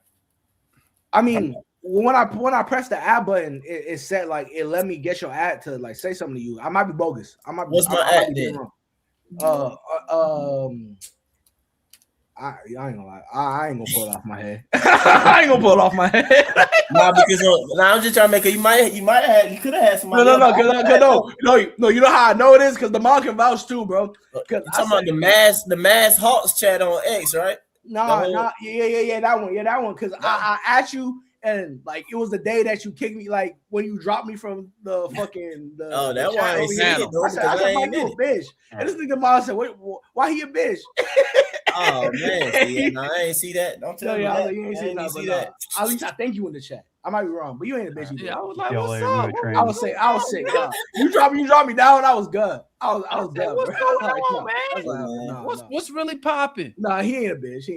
Y'all wait till my Kaminga jersey get here, boy. I ordered that dang City Edition Jones too. Word. Hey, my Jaylen All-Star like on the way right now.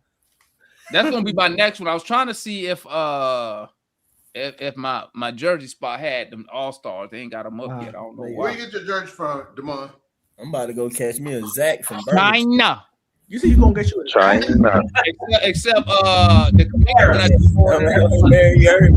Zach jersey is gonna be worth as much as the fucking. I'm gonna catch me a Zach. No, the Kaminga one I ordered. I just ordered that straight from the Hawk Shop because I want it here before the Dallas Mavericks game. That's right. Oh.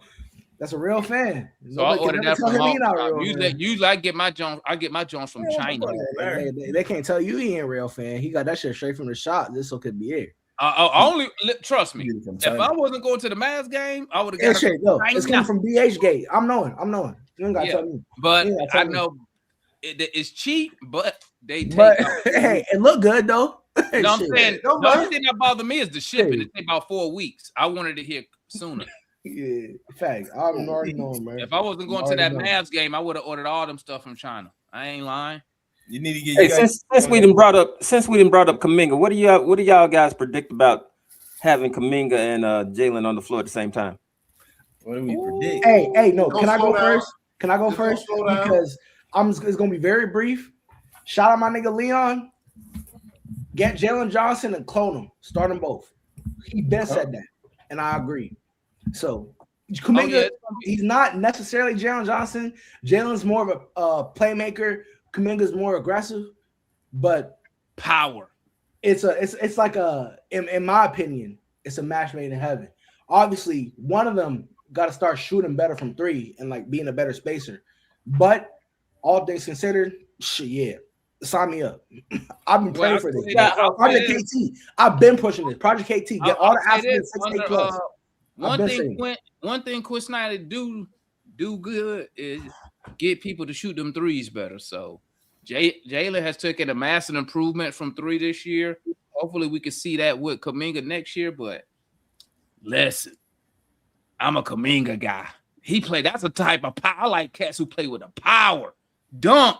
That's what I like. I don't like that finesse. You don't like that whole shit. Respectfully. I like that. Hey, he came through the middle with the two-hand dunk. Yeah, bro, that's a 2K animation, bro. I'll be doing that shit in 2K, but he did the You feel me, bro? Like, What you say, Mike? What you say, Mike? Shoot, what to see? I mean, I don't really know what to say besides hopefully victories, man. Hopefully we see wins. What you got, Flint? Hopefully Quinn don't mess this up, man.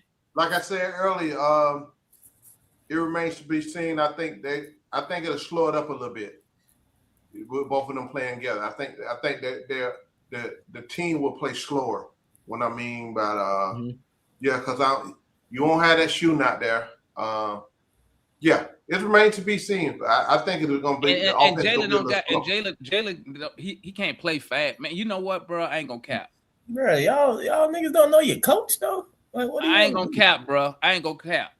If we would have had Trey right now and had Kaminga running on that wing, oh my god, bro, Trey gone, man. Trey gone. That's why I said if. That's why I said if. Hey, he out of here, bro. If he out of here. There's no if. That's what I'm saying. There ain't no point in doing that to you. I'm saying that because Foot said it's gonna play slow. One, we don't even play slow. So that's what I'm saying, man. Like, you know how our coach is, bro. We the second team in pace. He ain't gonna care. I was gonna push back on it just a little bit because I understand with the JJ and the Kaminga, like it could bow to playing slower, but slower doesn't mean slow necessarily, because JJ likes to push the pace, Kaminga loves to run, and vice versa. So like I think you just gotta make sure you just gotta make sure 00 not in the game. Oh yeah, 00 can't be in the game. Cause he gonna pass the shit. Kaminga gonna be running for the oop, and he gonna pass the shit to 00. You mean Jaylen best friend? Run, man. That's Jaylen best friend, bro. Man, I cannot wait to trade this guy, bro. That's his twin, bro. They need to trade him. He always look at, bro. Hey, Damon. The same way when he trying to pass in the ball when he don't even be open. Hey, the same. Let me answer this question. Hold on, go ahead, KT. Go ahead, KT. I said the same way Trey hung on to Clint Capella because that was his man's. That's all for Jaylen Johnson. Facts. Yeah, get him out of here. What's good, Mary? My bad. Go ahead, It's my turn, right? Yeah. Yeah, go ahead, Kool-Aid. Yeah, I think with Jaylen Johnson being a point forward type guy, man, I think with them running and JK got that John Collins concept within himself, quick off the floor. He'll be great, man. You think with JT throwing the ball with 00 playing off of him, it's gonna be a whole lot better with him and Kaminga on the court together. So I'm looking forward to that. I always call him Slammer Jammer.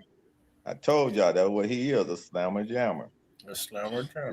What you got, Hawks fans? Bro, that's that young Nick, dog. Calm down now. Young Nick. Let's chill out. Hell yeah, young Nick. Go back when Nick had the low cut fade. Are you talking about play style or production? Hold on, let Marion finish first. Oh yeah, go ahead. I'm sorry. Yeah, go ahead. Go ahead, Hawks fan. What you got? Oh, championships. That's it. Georgia kid don't care, man. Hold I on a really second. don't care. Georgia kid is a man of few words, man. Second question. Georgia kid is about winning.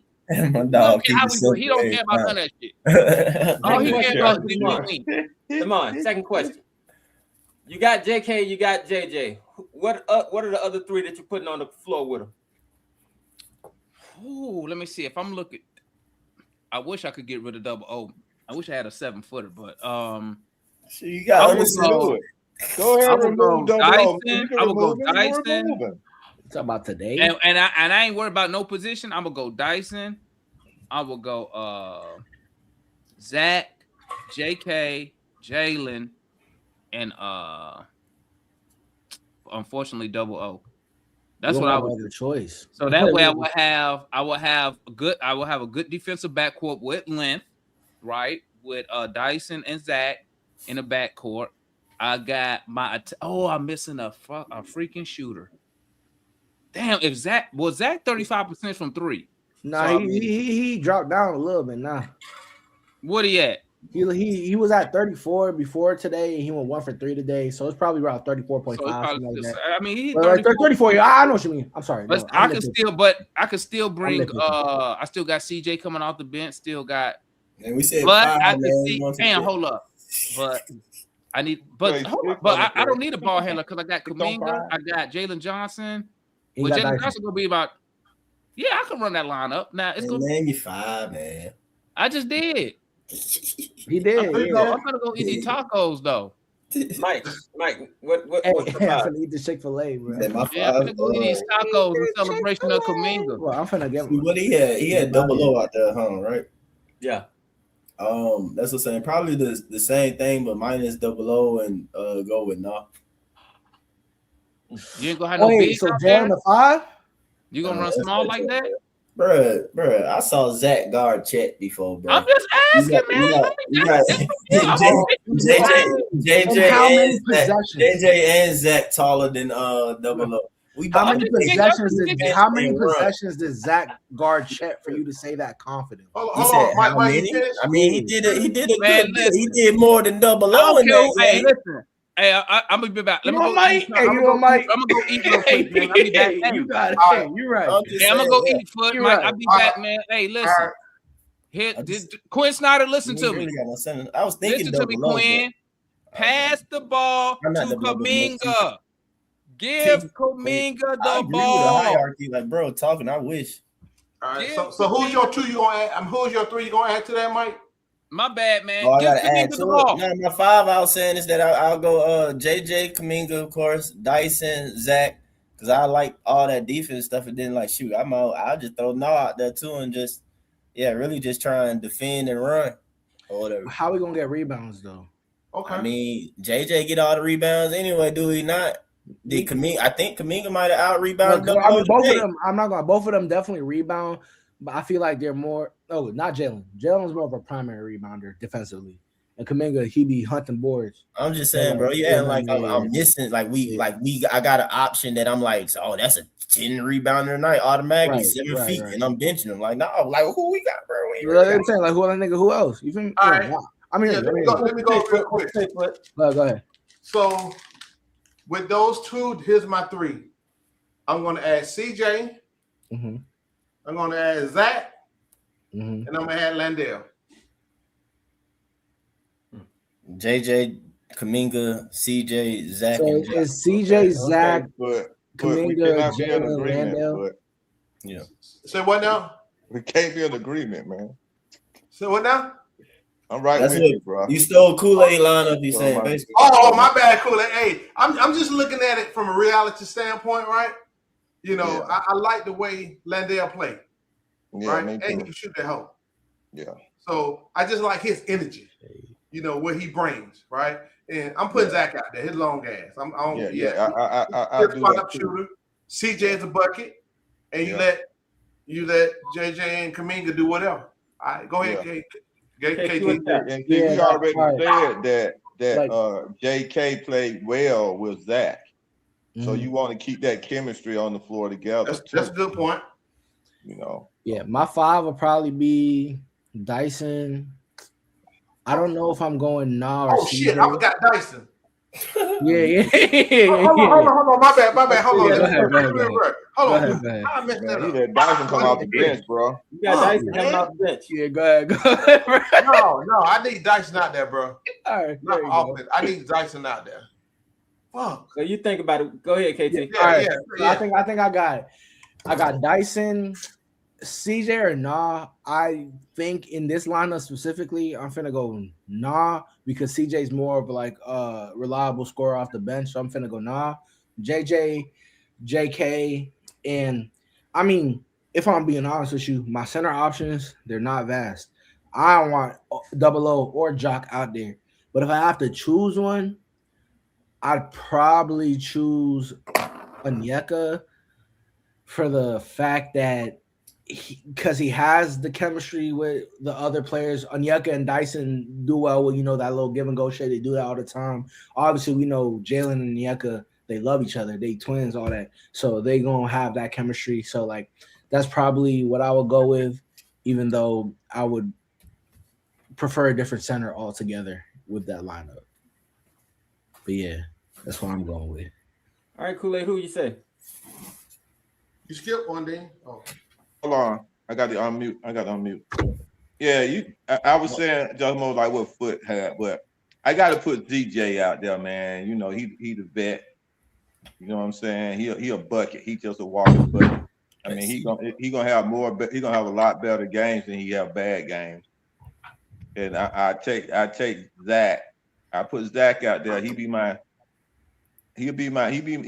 gonna get defense out of him, but you're gonna get at least better scoring out of him at the same time, especially if he at the 2, man, or at the 3, because he'll be a player that can defend 2, 3, and 4 at his height. So that's why I'll take him. I'd take JJ.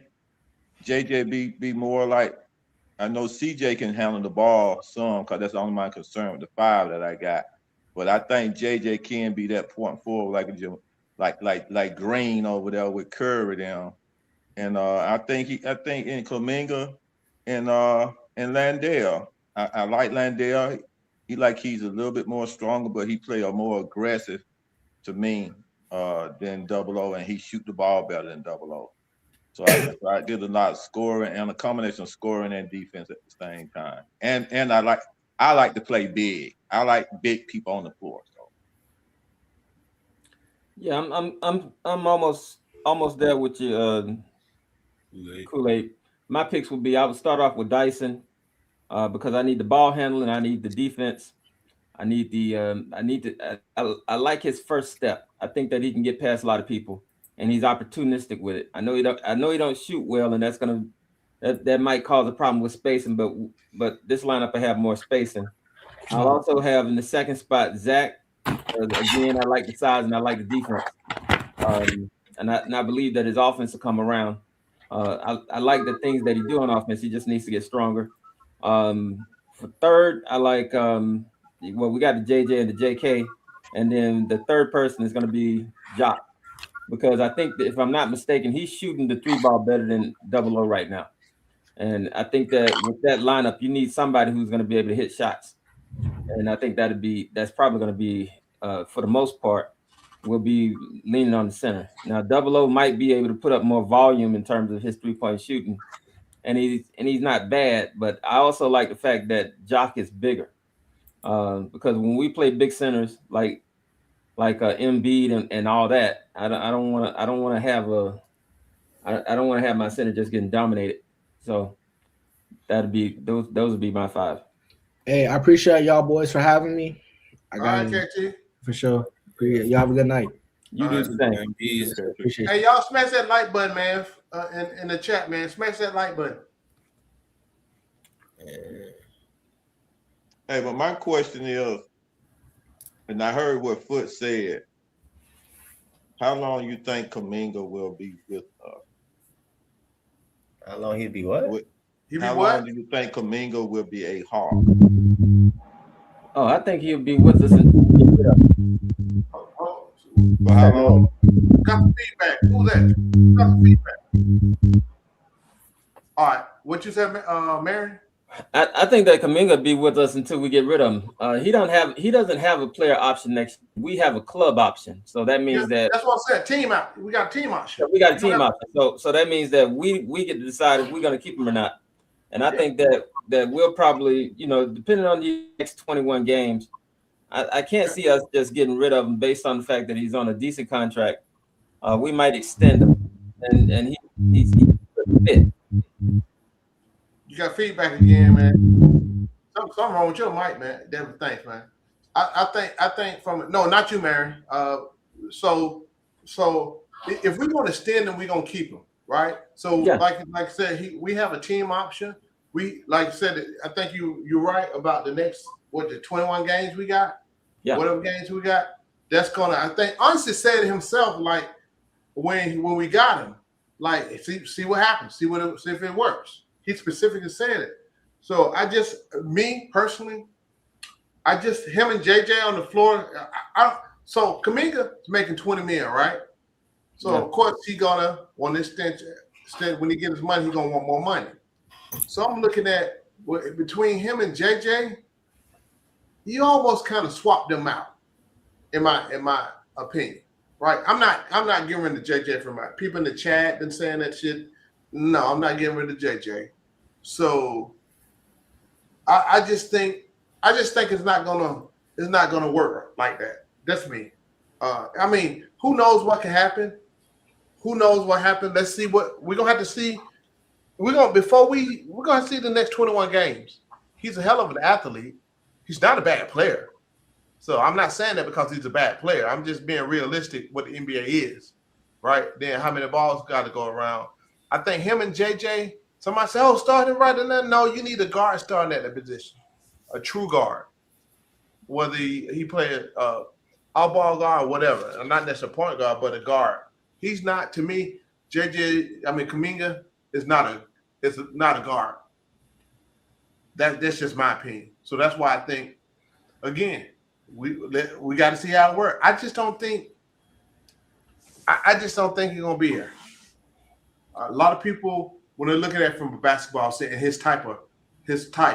Again, taking nothing away from him. Nothing away from it. But we need another guard at the position who can get down here, who can attack, who can handle the ball, not just handle the ball, but make moves with the ball to score. We need somebody that, you can see it tonight. It's one-on-one offense. Again, it's not bad, but I need a guard at that position. That's just me. Now, hey, let's see what happens. We're going to draft the guard? I don't know. I mean, we got guards on the floor now. We got guards now. Yeah, because who you think we're going to get in the draft? Because who you think we got a chance to get? Best player available. That's how you see. I'm not really thinking about the draft, and I don't give a fuck who we get. Hell, I trade the pick, right? Unless it's somebody who can come in and do something within the next 2 years, right?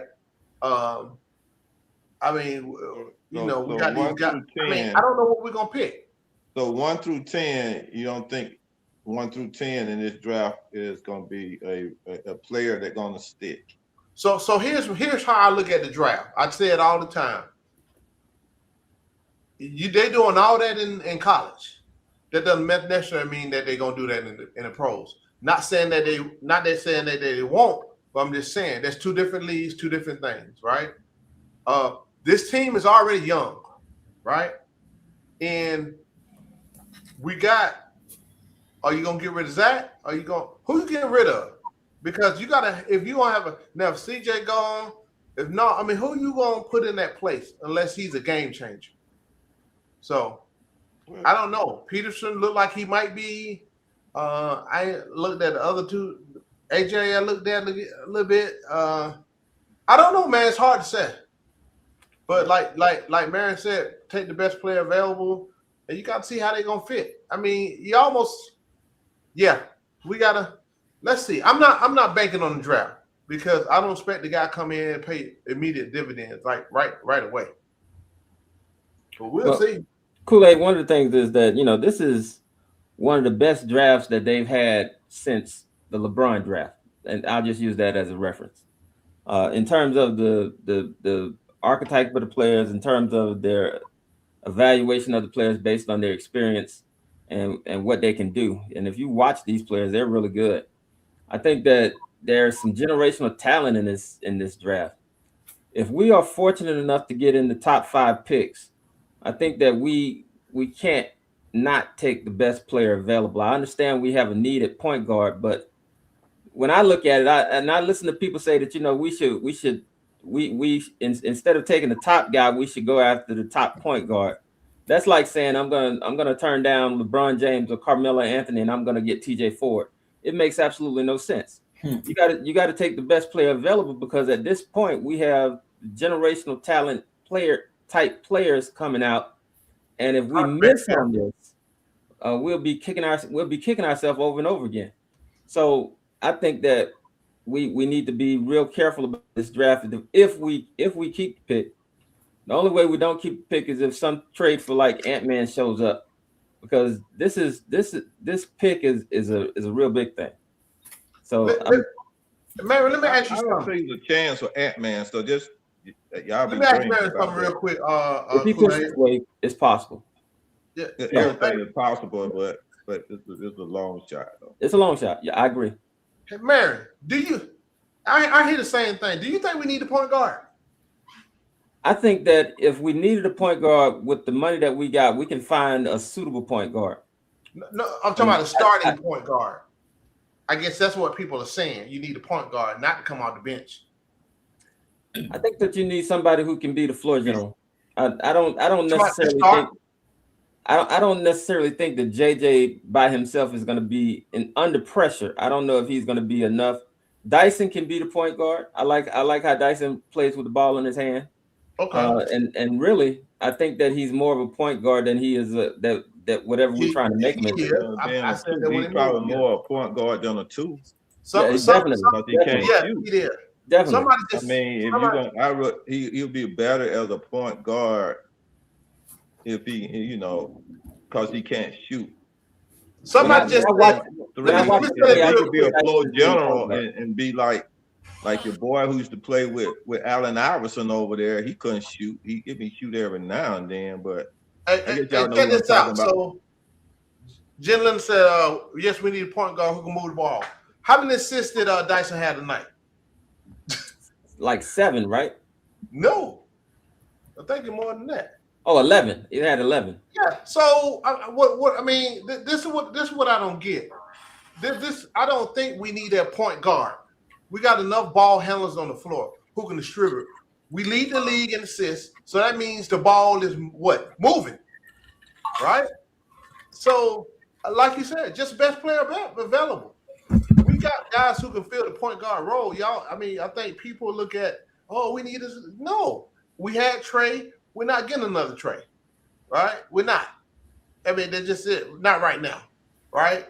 So, I think one pop up, you better get him. I think the thing that people are afraid to say, and this is an Atlanta Hawks fan thing.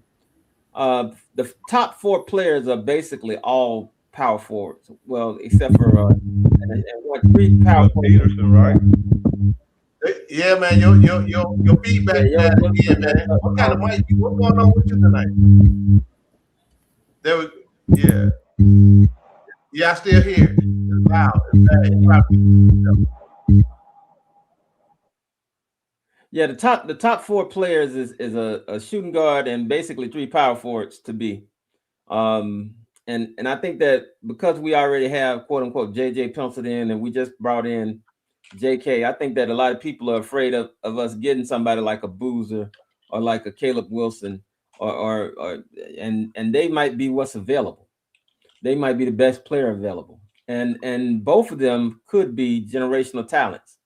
And that's the problem. And so people look at what we have if we get up that high and say, well, the Hawks need to think about trading down. I don't think that's the right thing to do.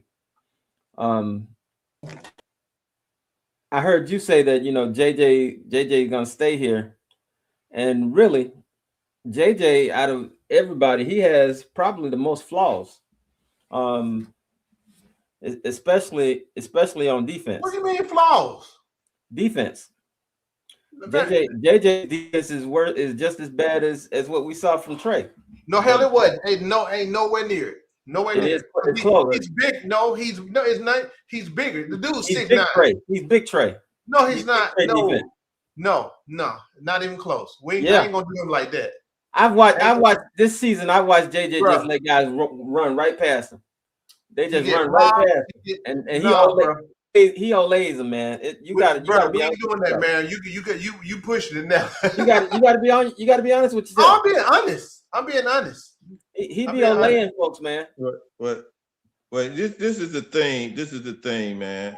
Let me respond. So, Marion, you say he got a lot of flaws. Dude is a walking triple double, right?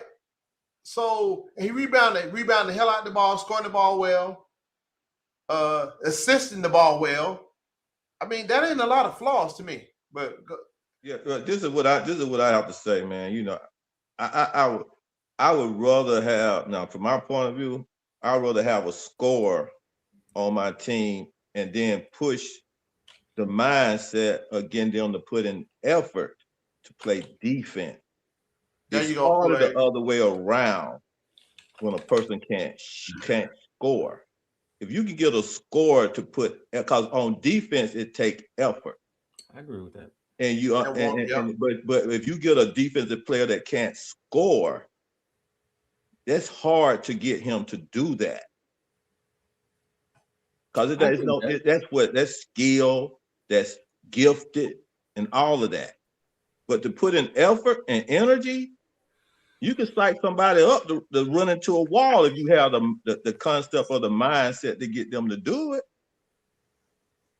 But when a person come in and he's a natural born shooter, gifted, you can't, some of those things you can't teach that. So I would rather take my shooters and make them put in effort to play defense. That's just my opinion. Fair enough. Hey, Mike, I'll be back. I'll be back in here. All right, man. Foot ain't coming back. What's up, panel? So I want to be educated on this team. Why, if Jaylen Johnson is averaging over 10 assists or close to, or not over, but close to 10 assists, do you feel that he can just be the team's main point runner and build around that? Like, for example, what I saw from Kispert today, I know Nikhil is a better player, but would he be able to be a better spacer if you were able to put Kaminga and Jaylen on the floor at the same time? Tell me what you guys think. Y'all, I mean, y'all would, I don't know. Not everybody at once. I guess y'all take turns giving your answer or your thoughts. Well, you start us off, Mike. He was trying to avoid that. I need some education on the team. So wait, let me just make sure I understand the question. You're saying why? You're saying can Jonathan Kaminga and Johnson work if Jaylen Johnson is kind of the main ball handler? Is that what you're saying? You just mean in general. What I'm saying is that he is playing the point forward role. Right. We've seen, say, for example, LeBron James. He doesn't need a traditional point guard playing that position. He needs like a shooter or a defender.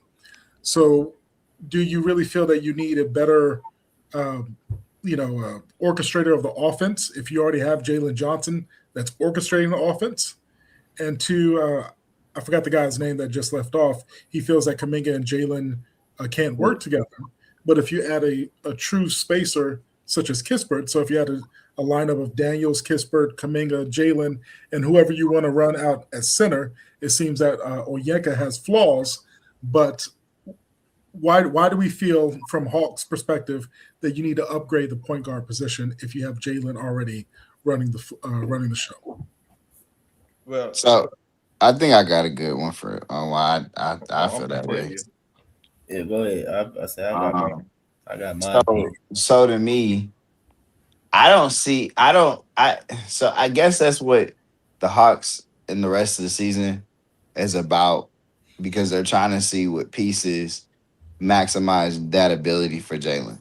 And so when Trey was here, Jaylen was more of the play finisher, really in the same kind of role that you're seeing Kaminga in, where he gets to attack down hill and just score. I mean, I think the games where you did see Trey, where Jaylen played, Jaylen had his best scoring games, or his most efficient scoring games, right? But now you're putting him more on the ball. You're to your point, you're seeing what he can do. I mean, he's not like the uber fast processor, Yeah. but like in the current version of the Hawks, you kind of have, in my opinion, if not the best, but one of the best defensive backcourts with Nikhil and Dyson Daniels. And so that those three with Onyeka work, but you're still missing something because CJ and Nah. I mean because Nah and Dyson aren't your natural point guards, and you're kind of their weaknesses like Dyson's ability to not like he's not a good scorer, and he makes kind of basic reads as a passer. Whereas like Nah, he really just can't pass on the move at all. Like he's really good at scoring the ball, Nigga but he ball. just can't pass. I mean, so they need one more ball handler because of where your backcourt is, and that's honestly why Zach got pulled out of the lineup. It's just his skill set didn't fit as well as CJ's. CJ is your scorer, bucket getter. He's like, okay, if you didn't have another wing, right? If your best wing or your starting caliber wing was Zach, then yeah, with that group, you would be better off having a guy that has point guard skills, like how CJ is. But the other part of it is maybe Kaminga solves the ball handling issue, and all five of those dudes can't play, but you don't know it until you see it.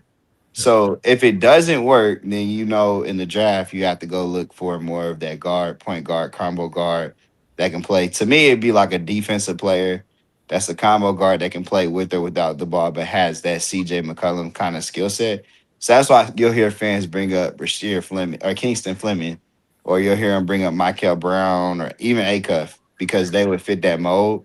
But if this works with Kaminga, and you can keep it going. Like he solves the ball handling and the scoring issue, and you have that size on the wing. Then you have one heck of a defensive trio with Nah, Dyson, and Kaminga with Jaylen. And yeah, I think Kaminga's problem in Golden State was they were trying to play him with Draymond and Jimmy Butler, and none of those dudes are really good shooters. Whereas for the Hawks, you're playing him with a good shooter and Jaylen Johnson in the front court. You're playing him with a good shooter and Congo in the front court and all. So it's really about can he making those shots when he's open to not, have Dyson crater the spacing too much. So we'll Yeah. see. I just think it's something that the Hawks have to see if it works first. Yeah, that's a great Exactly. point. Let me say this. That's why I'm saying that. Yeah, Kool-Aid got to Let speak. me say something. Let me put this in here, man. It's one word that championship teams does on defense, and they call blitzing. That's why you have to have two. If you're trying to win a championship, you got to have two ball handlers on the floor. That was the problem. Why? That's how JJ ended up being our point forward, because they had started blitzing Trey with 2 to 3 players, and that's how they took to get him off ball. And JJ ended up being our point forward to have extra point. And That's not what happened. No, I'm just trying to tell you that you don't argue with me, but I'm making my point. I ain't need you to put your 2 cents in. It's my turn. Okay. Go ahead. So therefore, a team that's trying to win, you really need 2 good ball handlers, because defenses now, when they start, those championship teams does a very good deal on blitzing. And you got to be able to get other players off the ball when they blitz another player. And I think you just have narrow it down to what, and that's going to be the Hawks' problem, because I see that a lot, even with Dyson, even though he got 11 assists tonight. But Dyson is not a very good ball handler when they start blitzing. And I've seen them lose. I've seen a lot of that. So we really do need to get a really good point guard that can handle those blitz, that has a dribble and have something in his bag to get those balls up the floor along with JJ. And so we don't need to just force it out of JJ hand to get it over to a ball handler that Need can somebody who can pass, not dribble, just dribble. Yeah, I mean, but I'm they just saying, I ain't talking, but I'm saying can pass too. But ain't no two. Technically, you got plenty of niggas who can dribble. That's CJ and all, but them niggas can't pass. That's Dyson's not as bad as y'all think he is with pressure. What I'm saying, he's not as bad. He can handle the ball very well. He passes very well. You notice championship defenses start trapping you full court. They blitzes you full court. You know what Trayon said he had to do, and I'm going back to this because Trayon said when he first found that he had to learn how to dribble was to get the ball up the floor. Because he couldn't get the ball up. Kool-Aid, I'm trying to get you to follow me though. You just said teams trap. What are you supposed to do against a trap? Trap ain't never win because the nigga don't pass the ball when they start pressing and trapping and doing that. You're not supposed to dribble too much. You got a shooting guard that can't pass. Look, the Pacers, for example, if y'all want to talk about ball handling, they just went to the finals. No, they ain't win though. But went to the finals.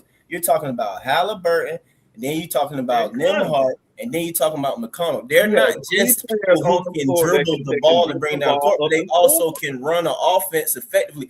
We watch our team, like the reason why Julian's saying, and he watching this couple times, like, dang, y'all need a hierarchy. We've been calling for that because, yes, our quote-unquote ball handlers, because we do got people who can handle the ball, they don't make the right and timely passes to when it's supposed to happen. We got selfish ball handlers at times. Even though the numbers will say that we got high assists, but that come, in my opinion, because we high pace, and that's how we play. But within our game, if you watch these Atlanta Hawks on a regular pace or whatever, we got ball hogging out. I do not want no point guard coming in here draft wise, but he's a gunner scorer type. He need to defend and he need to be able to pass and run an offense the right way. That's what that we're gonna need to come here and do something for us, bro. But Quinn be telling everybody to shoot all the time though, too. So it's like, I don't know, man. Quinn. How many times you have seen these players put the ball on the floor, then next thing you see it going the other way? Yeah, that's it's mostly with Nah. That's mostly with no. I mean, it is. I mean, it really is him. But what I'm saying though, Kool-Aid, I'm gonna be real with you though, Kool-Aid. What I'm saying, I always say this in basketball though, bro. Like really, fundamentally speaking, when it is pressure on the ball, you're supposed to move the ball and move yourself. The only look like say go back to the finals. If the refs ain't bailing you out with calls, you gonna be a dummy sitting there dribbling against physical defenders, or whatever. You ain't gonna do nothing but turn the ball over. And look stupid. When somebody whining for a foul call. Nikhil Alexander Walker. One thing about it. Everybody though. No, but man. Nah touched the ball. Somebody blitzes a play. Nah will turn it over 6 times in a quarter, and you'd be like, "What are you doing, bro?" One thing about it. Every time a guy gets blitzed, one person is always open. That's where the passing come in at. Can you? When the player get blitzed, that means that the player is open. So you got 2 ways to get it to the open man. Either you can get past that first blitz of that first person to get yourself in a position to make that pass to the open man, or you're going to see that man right away to make that pass to him. Okay? Kool-Aid, listen to what you're saying, bro. Listen to what you're saying. I'm listening to what I'm saying, but I'm trying to tell you. But sometimes, listen to what I'm saying, though. Let me say this before you go into what I'm saying. Sometimes you're not going to be in a position to get that pass, and you're going to have to be able to dribble past the Kool-Aid. That's what. Man, Nah can dribble the ball. He just can't make no plays with it in his hand. Right. You don't have the ability to dribble out of the blitz. You don't dribble out of it, Kool-Aid. You gotta pass, and Nah can't pass. If Nah can pass the ball without turning it over, you can play. None of this would be a problem. And that's why you get interceptions. They set you up for the interceptions. You better have a player that can dribble on that first and sacking blitz on that. And No, get past Kool-Aid, those you guys. do not drill past the damn ball. Oh, what you think Trey Nutmeg was? Kool-Aid, you right. They need to Trey know how to Nutmeg dribble. was to get out of a blitz. I was just saying that I want them to be Trey able to pass, be a Nutmeg point guard, was be able to to get read him stuff, out of and blitz. not just hold the ball. No, because you got guys who can dribble, but they'll overly hold the ball and dribble too much stuff. I just that's all. Yeah, I agree with that too, Mike. Dribblers who got a bag. Yeah, for this season, Go ahead, for this season, what do you think about picking up Lonzo Ball to solve some of these issues? He's still out there. Some Just for fans this that season. asked about Lonzo Ball. I've heard some fans bring him up before. Because it Man, sounds like Gabe Vincent is fine. okay. Lonzo All right. bigger though. Yeah, Gabe yeah, Vincent is fine. yeah, a flaw that I've seen with this team is that Nikhil and CJ, they go ISO way too much, especially when there's momentum with other players. And that needs to be addressed. Like CJ is a vet, but I was very disappointed in him today where he didn't play like he was trying to be that OG for the team. He played pretty selfishly. He scored, but I've also seen him have bad games on the Hawks. So tonight it worked out, but he's not playing like the vet that he should be. He was very, very selfish tonight. What's he supposed to do, man? He's in a contract year. That's part of the problem, though. That's part of the He's problem. trying to get. I mean, he's still playing for a contract next year. Saying that, like, I don't know how much, or I don't sound like you just kind of checking us out once, Kaminga kind of playing though, but like, bro, like even before CJ came, like, it's been complaints with like, no, I mean, fans know me, bro. Like, Man, I can't pass. We all know I can't do it. It's crazy because, like I said, you can see that, but like I said though, some fans and everybody, they'll love to just go straight to stats and everything. I'm like, bro, we watching this stuff, man. Yes, the stats will say that Atlanta Hawks pass the ball and we get assists. Yes. But when you watch these boys play and stuff, you see stuff like what you saying and everything like that. I'm just like, ultimately, that's why our record is the way it is. And we supposed to be a high assist team. Like, how a team get that many assists and then you still, you know what I'm saying? Hey, you ain't seen none yet. Wait to Null play. Hey, the thing I've been watching the last like 10 games. Oh, wait to Null play. You ain't seen Nah, had a stretch of 3 games where he actually only had like 1 or 2. Like he only had like 1 turnover in 4 games. Null had some games where he had high assists though, but he had a game where he had 10 assists, no turnovers. But he had 10 assists and no turnovers in the stretch where he only had like 3 games where he turned it over once. He's shooting. And then look, everybody was out. And then Nah had like 6 turnovers a game. Then he went 4. This dude will have like 6 turnovers in a game and like 2 assists. Nah gonna shoot. But it's more than just Nah though. CJ McCollum. Same thing. I believe CJ McCollum shoot the ball like that because I believe Quinn Snyder tell him to do that shit. Yeah, I believe the coach because I will say this. He's a plus minus darling right now. He is the only player on our team that I would say is a 3-level scorer, can get his own shot.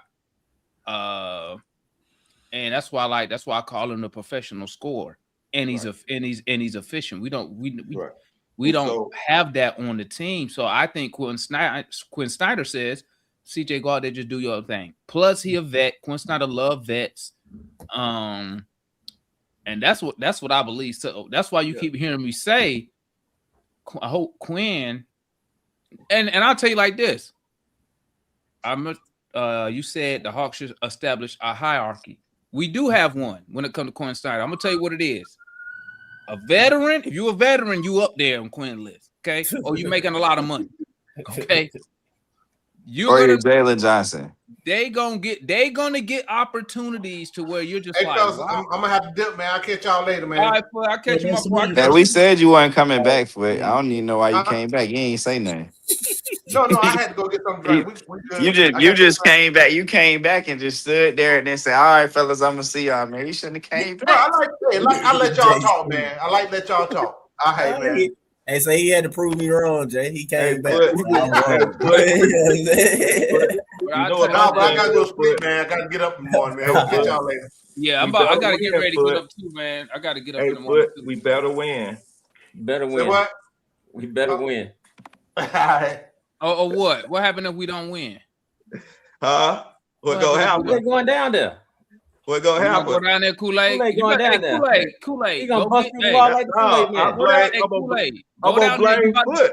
You about I'm to gonna blame Foot. Foot got this imaginary team that we done made all these changes for that gonna be winning in the next next 2 years, and I'm waiting on Foot team to show up. Man, we going to the That finals. We might win this year. Hey, you got two pieces right now, baby. We going to the finals next year. Y'all know. I told y'all guys. Look, I told you just like this.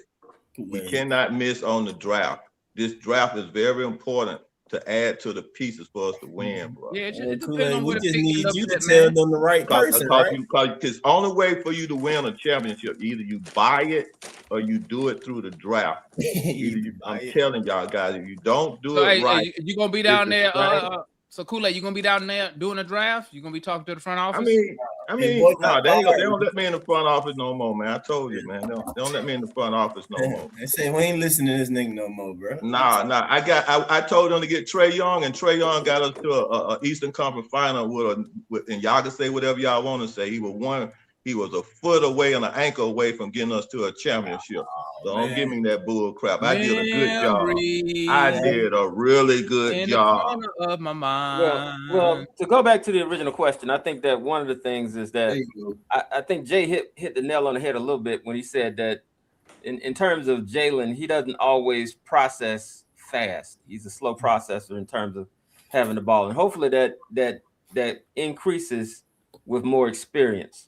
But right now, oftentimes he's kind of dependent on throwing the ball to 00. Oftentimes he does make turnovers. And I do agree with Mike that our assist numbers are pace derived. It's based on the fact that our pace is so fast that we just get assists in high numbers. Marion, I got a question for you. Do you give Jaylen Johnson any grace since this is his first time? Well, like I said, yeah, I think that with more experience being the point forward, hopefully he'll get better. I mean, we've seen him getting better in certain areas, like for instance shooting. Mm-hmm. But I think that, to be honest, my opinion of point guard is that I agree with Stephon Marbury that a point guard is born. You don't just step in and say I'm going to be a point guard. A point guard is somebody who's that? Is born. So cheap ass not everybody I classify as a point guard, but I think that we got ball handlers and we got good passes. And I think that this offense that we're running is trying to just basically be an offense that you really don't need a point guard. But I think that basketball will always need a point guard. But that's what Ansi and Quinn said. They wanted multiple ball handlers. They never said. Maybe that's why you never seen Ansi go after a legitimate point guard, because they want ball.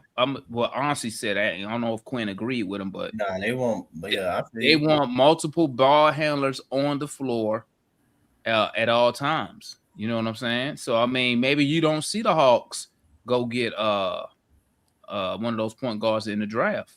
Maybe they go somewhere else. I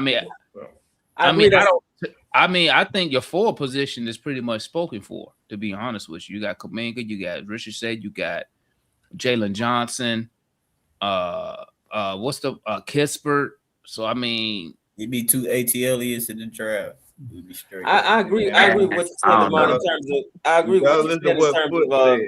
we might not always be going after point guard, but I also think that when you look at the teams that makes the finals, when you look at the finals teams, most of them have somebody who can get assists and get the ball to people and can basically, quote unquote, run an offense. What about hold on, let me think. Hold on. You mind if I answer Jack real quick? We got a first time person. I was gonna ask, so because you brought up most teams that get to the finals, what do you think about that Jimmy Butler run where he was like the main focal point as the small forward, but he only had shooters around him? Like you talk about when he made that run with the Heat, right? When he went to two finals, he didn't have that prototypical point guard. Yeah, Gabe Vincent. Gabe Vincent, shooter, decent passer, short defender, and on top of that, what do you think of Kaminga's passing that you've seen in the first two games? I know a lot of people have blown some of his passes, but what are you seeing that maybe you haven't seen before from that position? Let me start from the Kaminga question first. I think that something that you said earlier, Julian, is true and makes a lot of sense. Kaminga has had, and coming from a championship team, he's had a lot of good mentors. and that's something that we can't underestimate. I think that helps him in terms of being able to see things happening. I think that's something that Jaylen may be missing. In terms of the Jimmy Butler run, that was quite a run. I don't know if it's necessarily I think that he has such a good coach that it just fell into their lap that way. I think Gabe gave them what they needed as that point guard to go with him. I mean, Gabe wasn't typical, but he shot well enough as a point guard to open the floor up. So they can, so like I said, that way you had two people to be able to handle the blitzes of those championship teams. Because they gonna come. Because Bam did a lot of the passing and playmaking too. Yeah, because Bam, because you know what happened? Because when they got it down far enough and got it across half court, they got it to Bam. And that's the same year. Bam. Hey, isn't that the same year we was up here talking about they lost to us on purpose? Yeah, they did. So they could go play the Bulls and then the Bucks, So they could avoid the Boston Celtics. The Boston Celtics. Yeah. But they still had to play the Celtics now. They still had to play the Celtics. Don't get that wrong now. They had to play the Celtics. But they didn't have to see them till the conference final. Right. So it's a whole different game seeing them in the conference final than seeing them in the first round. You know what I mean? But what's up there, how you say your name? Hello to Sharia. Sharia. She's coming from the same place I'm coming from. All right, so look at the Kaminga Warrior fans in the building tapping in, man. Word. Yes, salute. yes. You need a big man. Oh yeah, we know that. Yeah, you need a big man. I think everybody is focusing on the point guard position because you're so used to having Trae Young.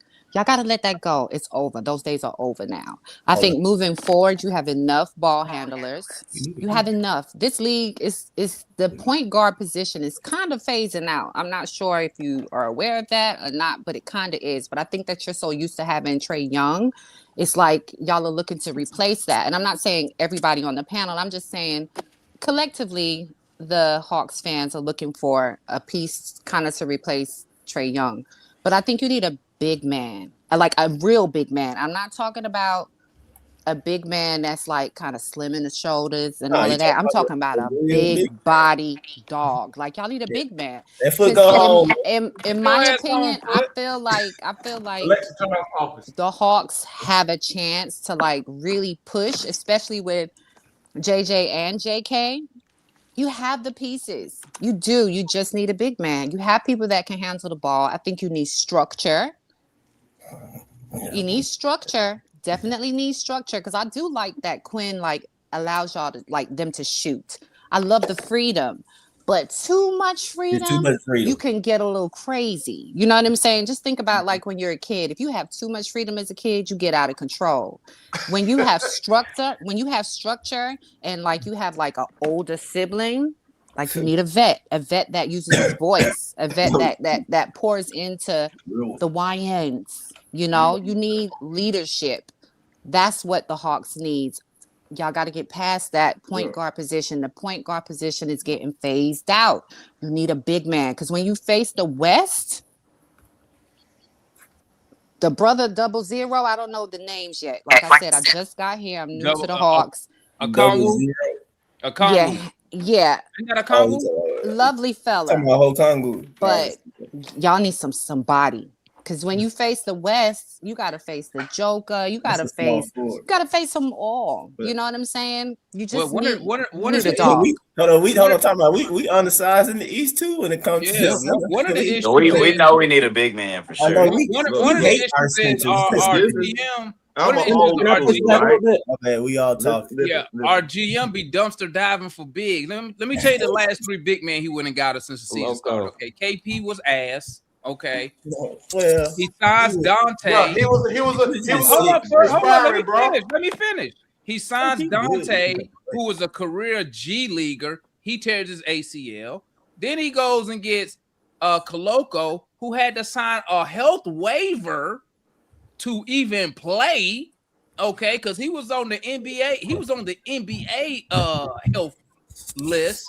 Then he went and got what's the guy we got from Australia? Landale now. Yeah, no, Randall's the best center he body in all year. But to keep it 100 though, bro, you know we've been wanting the center even when we had Clint, man. Clint Capella, yeah. Clint Capella was the best. But I like center me we personally, had I in agree coach. with They everything did. you said. Well, wholeheartedly. Travis did the right thing, Point and when guard he part, went and got that. It's not like I understand what you're saying, but I don't necessarily like. Well, fans who watch show stuff, I don't necessarily just go with the league necessarily, but. Yeah, man, I don't necessarily agree with like phasing the point guard out completely or whatever. He ain't got to be small and stuff like that in the sense like Trey was or whatever. But you need somebody who can really see the game and stuff like that. And to what Julian was saying about Kaminga passing and stuff, what I appreciate about Kaminga so far, and what you said that you seen or whatever, like in our team, like minus Kaminga and like how they need to do stuff or whatever, is that I appreciate that he passed the ball. Like non-biasly, bro. Because he's been folks trained. who watch this one, they know that's what frustrates me. If you watch this and watch JJ and Double O, JJ forces passes to Double O. He literally will not pass it. He'll literally not make the correct pass. Why is that the case? Why does he force it to Double O? Because he's his best friend. Favoritism. Yeah, well, I take it to the extreme and I be roasting them, but yes, they're being nice. They are friends and roommates and all that stuff. So it and you know what I want to add onto to that? the court. You know what I want to add to that? I think sometimes he'll use Double O as a bailout. Because I don't know if you picked this up from Trey, but what you're going to see is this. I don't know if he picked this up from Trey. He picked up the habit of jumping before he passes. Yeah. And I think when he jumps, he does that look around, nobody open. He'll try to, and that's why you'll see sometimes he'll try to force it to Double O when he's not even open. You be like, what you doing? But once again, he's in the air and he's just panicking. That's what I to try to do those. That's fundamentally wrong to even begin with. That's a very difficult way to pass the ball. It take a really good point guard to do that. A lot of point guards have started to do the jump pass and stuff now. But the thing is, I'm gonna say this before I leave, guys. This is the deal. I'm an old school guy. Any team, from my point of view, that is structured correctly, from the point guard to the two guard to the forward to the power forward to the center, and right sides and their ability will always be closer to winning championships. And if you look at every team that have won a championship in the last few years, they are structured. Now the point guard roles are probably different on different ones, just like with Golden State.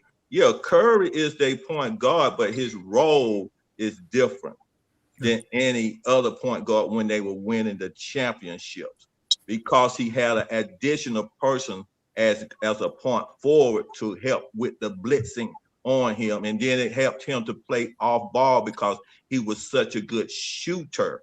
So any team, and then when they did win championship, the more closer they were structured to where, like when they won with our boy, Jaja Pachulia, setting the perfect screens and stuff. When they won with those perfect centers and had those shooters in there was there playing with them, they were structured closer to what you call a fundamental structured basketball team. Why we not structured like that, Kool-Aid? Because the management is stupid, man. So, tell me about Muhammad. See the management act like they. I'm gonna tell you. I've been watching the team for a long time, and just what she just said. You know, when Al Horford was here, right? When Al Horford was here, you know that man begged for a big center to play, and for him to play power forward, and for a big center to be brought here to play with him. And he never. And he but I'm saying, but he didn't like them. Let me tell you something. He didn't like Dwight Howard, so he wasn't going to play with Dwight Howard. It's just simple as that. He played against Dwight Howard in Orlando, and they did not like each other. They battled. Was Dwight Howard asking for some dick pics from Horford or something? What's going on? Julian, come back to the present, man. So, when Dwight Howard came here, man, he was a shell of himself. His back was bad, and then he ended up getting benched by Bud in the playoffs because he was unplayable, man. Exactly. And then he couldn't shoot. Then Bud would take him out of the game when it came to to shooting the he the free still won throws the at the end of the championship game, and it after was not playing good. for the Hawks. But for some odd reason, we just won't go get that big man to take us over the hump. I cannot understand that. Why? Hey, like I say, trust Onsi, man. I trust Onsi. So they should have drafted my boy, had him at College Park. I would have been. Hey, who you about to ask about? Who you about to ask about, Julian? I thought we would you about to ask about Mo G? and Reynald, man, would have made my day. We would have went on and got And Yang Coach and Quinn don't Reynald like to start Mo that G, process of a Julian. big He man. can't shoot. I would have been Well, happy. he can shoot, but he can't shoot. Hey, I don't know if you're a numbers guy, Julian, right? But if you look up the Hawks with Mo G in the lineup, right? The numbers say we're a great defensive team with, but and then you'll ask why he doesn't play a lot. And I believe that Coach Quinn values shooting over everything else. So, like, I mean, the numbers support Mo G playing, right? But what you'll also notice is Mo G's what, 6'10", 6'11". He sticks him in the corner. He's in the corner the whole game. Yeah, because he seems every time I see him play, he's always getting steals. He's running the floor great, and so when I first clicked on Onyeka like a month ago to see what your players are, I was like, oh, these are good numbers. But every time I see Onyeka play, he's selfish. He goes ISO too much. He barrels his way into the lane. And immediately I said, okay, this guy's not it at center, even though he's young. Yeah, I need you to come up here with my boy Matt up here. This is hilarious. Crazy though. But look, bro, this man been watching the Hawks for I don't know how long, and like some of y'all fans, man, like I said, I be having. Man, all right, anyway, I'm gonna be quiet. But yes, man, I'm happy that yeah, double over. I'll tell you, Sharia and I like. Jay, I don't know what you got going on in the background, Jay, but you gotta cut that off, my boy. Cookies home. But hey man, 85% of the fan base, man, hate double O. Well, I say hate, that's strong, but yeah, you know how we know he's too short, man. But he's too short. He was actually drafted by. He's a small forward, body wise. So I guess that's what I get when Travis drafted double O. I think that's when we was in our copy Golden State mode because he was supposed to be our center, our hub. He was supposed to operate, but then what you notice they started moving him outside to shoot the three now. So I mean, to his credit, he shoots. Yeah, he didn't got that three ball to go now. I give him credit on that. He almost automatic out there from three. Double O is a good rotation piece, man. He need to come off the bench, but Double O don't need to be on the team. And what you'll notice is this: every time Double O has a great game, we lose. It's never he has a great game and we win. We always lose. When he'll have something like 20 and 15, we lost. Man, come on, man. Hey, I had to get on here to add one question. What's good, D? What's good, man? I just had to get on here to say one thing. Ain't nobody said nothing about Cory Kispert. I mean, nobody. I did. I said I think he should be your starter just for spacing and get Nikhil your sixth man. But that's just me. Man, that man ain't even learned how to get to work yet. Y'all calling him trash. You know what I'm saying? The man just changed zip codes. You know what I'm saying? The man working his way in the city, man. You know what I mean? He gonna come around. Hey, that's what shoot. I remember he was on fire tonight, man. I ain't gonna cap. He was on fire tonight, man. But I mean, hey, he looked a good last game too. What? I know we ain't playing. So you a fan? What about him on the defensive side? That's what a lot of fans complain about, that he can't defend. I mean, if the man could do all that, he'll be, you know what I'm saying, making like $40 million a year. He'll be coveted. You know what I'm saying? I think who was he playing? He was getting cooked by somebody. But yeah, he ain't necessarily like. I'm not saying he like the worst defender. I'm saying that's why a lot of he's not bad. He's just average. A lot of fans complain about his defense. They'll never complain about him shooting the ball. Can I throw something at Our you? fans complain about everybody's defense, but everybody can't do everything, man. And we be mad and we ain't won nothing. Yeah, what's up, Jay? I was going to say the Pistons are the number one team. Yeah, and Duncan Robinson is their starting two guard. And sometimes you need to balance out a five. It doesn't always have to be the person has to be perfect at every little thing. Right. Duncan Robinson, heat days, lights out shooter, but we all know that he's a liability on defense. That But man was benched for 2 years in Miami, so I know exactly what you mean. And so, but he spaces the floor for that twin. I forgot. I know he has a brother in on the Rockets. Thompson, Doran, Cade, right? But let me ask you this, Julie. I'm gonna say this when the cup come to the Hawks, right? Okay, so like Nikhil not supposed to be the starter anyway. He only started because Trey got hurt at the beginning of the year when they pushed Moji into trading. So that's when technically Trey gone. So no, that's when Naw started starting, right? But here's my thing. So like when you a team like the Pistons, right? When you look at them, they're a good defensive team. So in my head, I think they can afford to put a defensive liability guy out there in a Duncan Robinson because you got Cade, Doran, Thompson, I can't remember the rest of them, but they have a better defense. They have better defensive players. When you look at the Hawks, and you'll start to see the same thing when it comes to us on defense, right?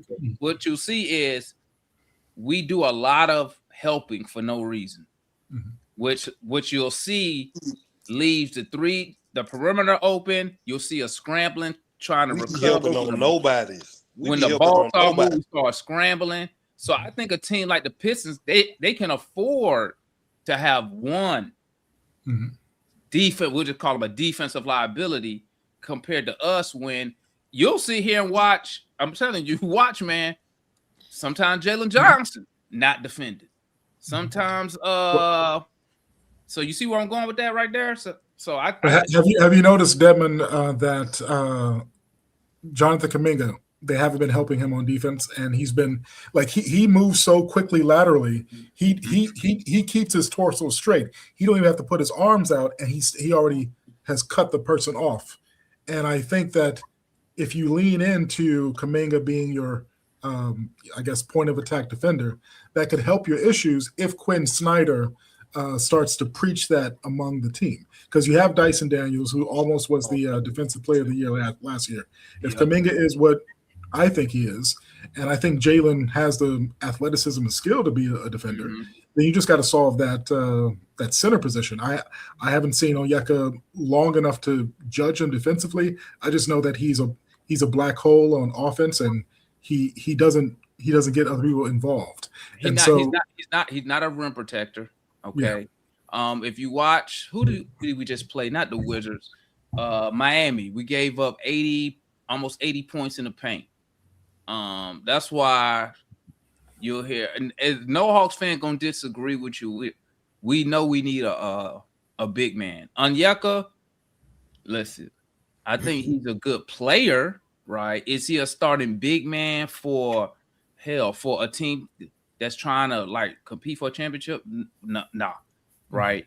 Where will we use him at? I don't know, because like I was saying earlier, I think we're pretty much heavy in the forward position. Onyeka is a power forward. I was hoping they could take somebody like Double O, maybe flip him for a big man, right? Because he's on a great contract and he can shoot the three. He can you want spacing, that's your guy right there, right? But I don't see where we could play him at when you got Richard said you invested in with a #1 pick. You got Jaylen Johnson. You got Kispert. Now we got Kaminga as a forward. So like with Double O, I think we probably need to sell. We need to move off on him. And that thing, and only on $16 million a year. So it's a very movable, great. Yeah, y'all got money. Yeah, and then we got we're gonna have some money at the end of the year. I didn't understand that part where someone was saying, "Hey, we got to sign these guys. I'm like, you guys are good with cap. Y'all got money." Well, yeah, that's what I was telling them. I told them because they were talking about signing, giving Kaminga an extension. I said, me personally, well, first of all, I think we kind of jumped the gun a little early on Dyson Daniels, right? I was hoping that we was gonna wait and let the market set the money for Dyson. I think if we would have waited, we could have brought Dyson back instead of 25, maybe somewhere around between 18 to 20. But even with Kaminga, what I was telling them, I said, me personally, I would just wait, and not due to see what he does, but mainly saying I'll wait, take my cap money and use as much cap as I can in free agency, and then you give Kaminga an extension to eat up the rest of the cap. Yeah. That's what I would do. You know, well, the thing is, good business decision. They would pick up the team option because $24 million is a steal. Oh, we picking that up. We picking that up. So his extension won't kick in until 27, 28. And you got Jaylen Johnson, your all-star, at $30 million for the next flat 4 going forward. years. So Yeah. you're not paying him $50 million and taking up 30% or more of your cap Right. space. We got Nals with us for the next 3 at 15. You got like Dyson at 425. Yeah, double O at 16 for the next 3. Zach rookie contract. I think he averaged around 12 for the next. No, but they're gonna have to make a decision on Zach's 4th year option because they got to decide. They don't have. They can wait. They can still wait though. They don't have to do it right No, now. they got to decide on the 4th year option in him in October, and it's for $20 million. Yeah, but Well, I mean, That's why he's in the trade rumors because they don't know. I mean, hey, he got to show you something. For $20 million. And you have tradable pieces. Like I think it would be very easy for you to package Onyeka and Zachary in the offseason to anybody. So I wouldn't worry too much about your cap because it's not like you have players that are sitting there that no one would take. Right. Yeah, we good with the money, man. Because me personally, I want to throw an offer sheet at Kessler and see if the Jazz will match it. I prefer Walker. This is the plan. Get the number 1 pick. Package Dyson Daniels, Onyeka, Zachary, and 4 other draft picks, and go get Ant Edwards. All right, that's Hey, we'll get that shit up right now. Ain't that right, Mike? Look at Mike. You know what else they want? No, we can give away some more niggas if you want. Right. and this is what y'all need to do. Get Ant Edwards. You ain't gonna find no Hawk fan to say no, bro. But listen, if you're the Wolves, I understand, franchise player. But if the Hawks get the number 1 pick, and you also have Milwaukee's pick in like 2 years, I think as well. We got it next year. Yeah, We got the least favorable of the Pelicans. Giannis is going to be gone.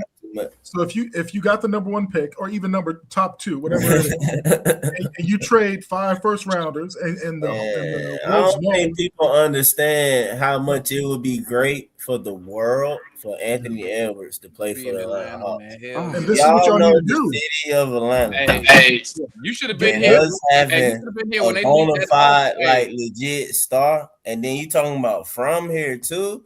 Like, come on, man. That's Atlanta's LeBron right there. Hey, Mike, I was about to say, they should have been here when that All-Star stuff leaked out. You couldn't tell us nothing that morning. Give the Wolves an offer that they can't. Hey, and double down. You said I don't owe nobody no explanation. I said what I said. Man. And then next year you can have told the front office with that one. Y'all better get right. Yeah, just give them an offer they can't refuse because you got the young pieces. I'm gonna tell you straight up. Picks, and 2 of them going to be top bro, lotteries. you can have everybody outside of Jaylen Johnson and Kaminga, bro. Pick. Yeah. And the next year you do all Hawks dunk contest. Edwards, Kaminga, Johnson, and maybe get Asa Newell. Get him in there as well. Yeah, Hey, pick. I don't care. Asa wrote the kid too. You can have a coach. You can have a training staff too, bro. I'll tell you. Hey, you see, we did the Magic City collab. He could own Magic City. Whatever he want, bro. Whatever.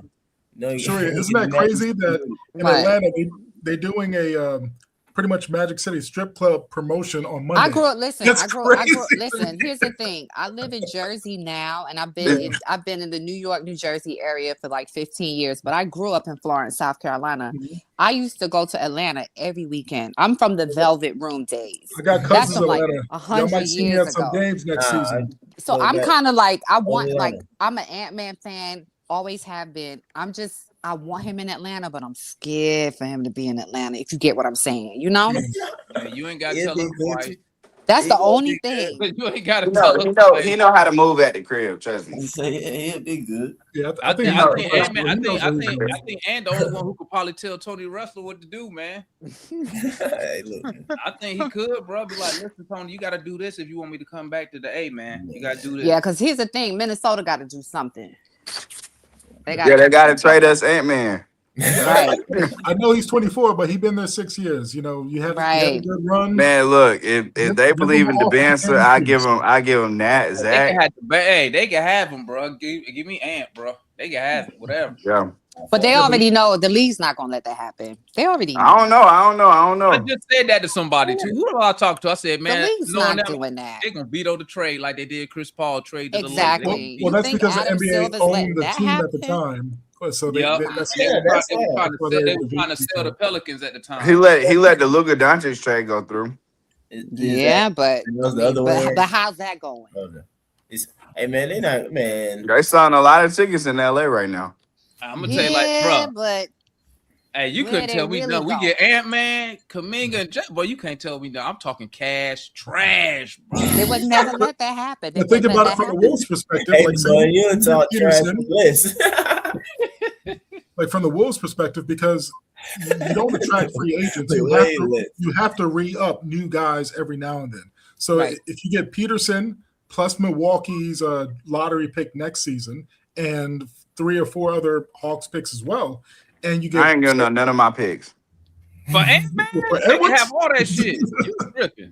I give if you got I the don't first care. You pick. can have, but you can have all the picks. How many Nah, you want? if you Don't got listen if to you Jay. giving them He's number one going for overall 5 this year, picks. right? He's going for I You don't offering them Zach care. Filler and that Bucks pick, that should be more than enough.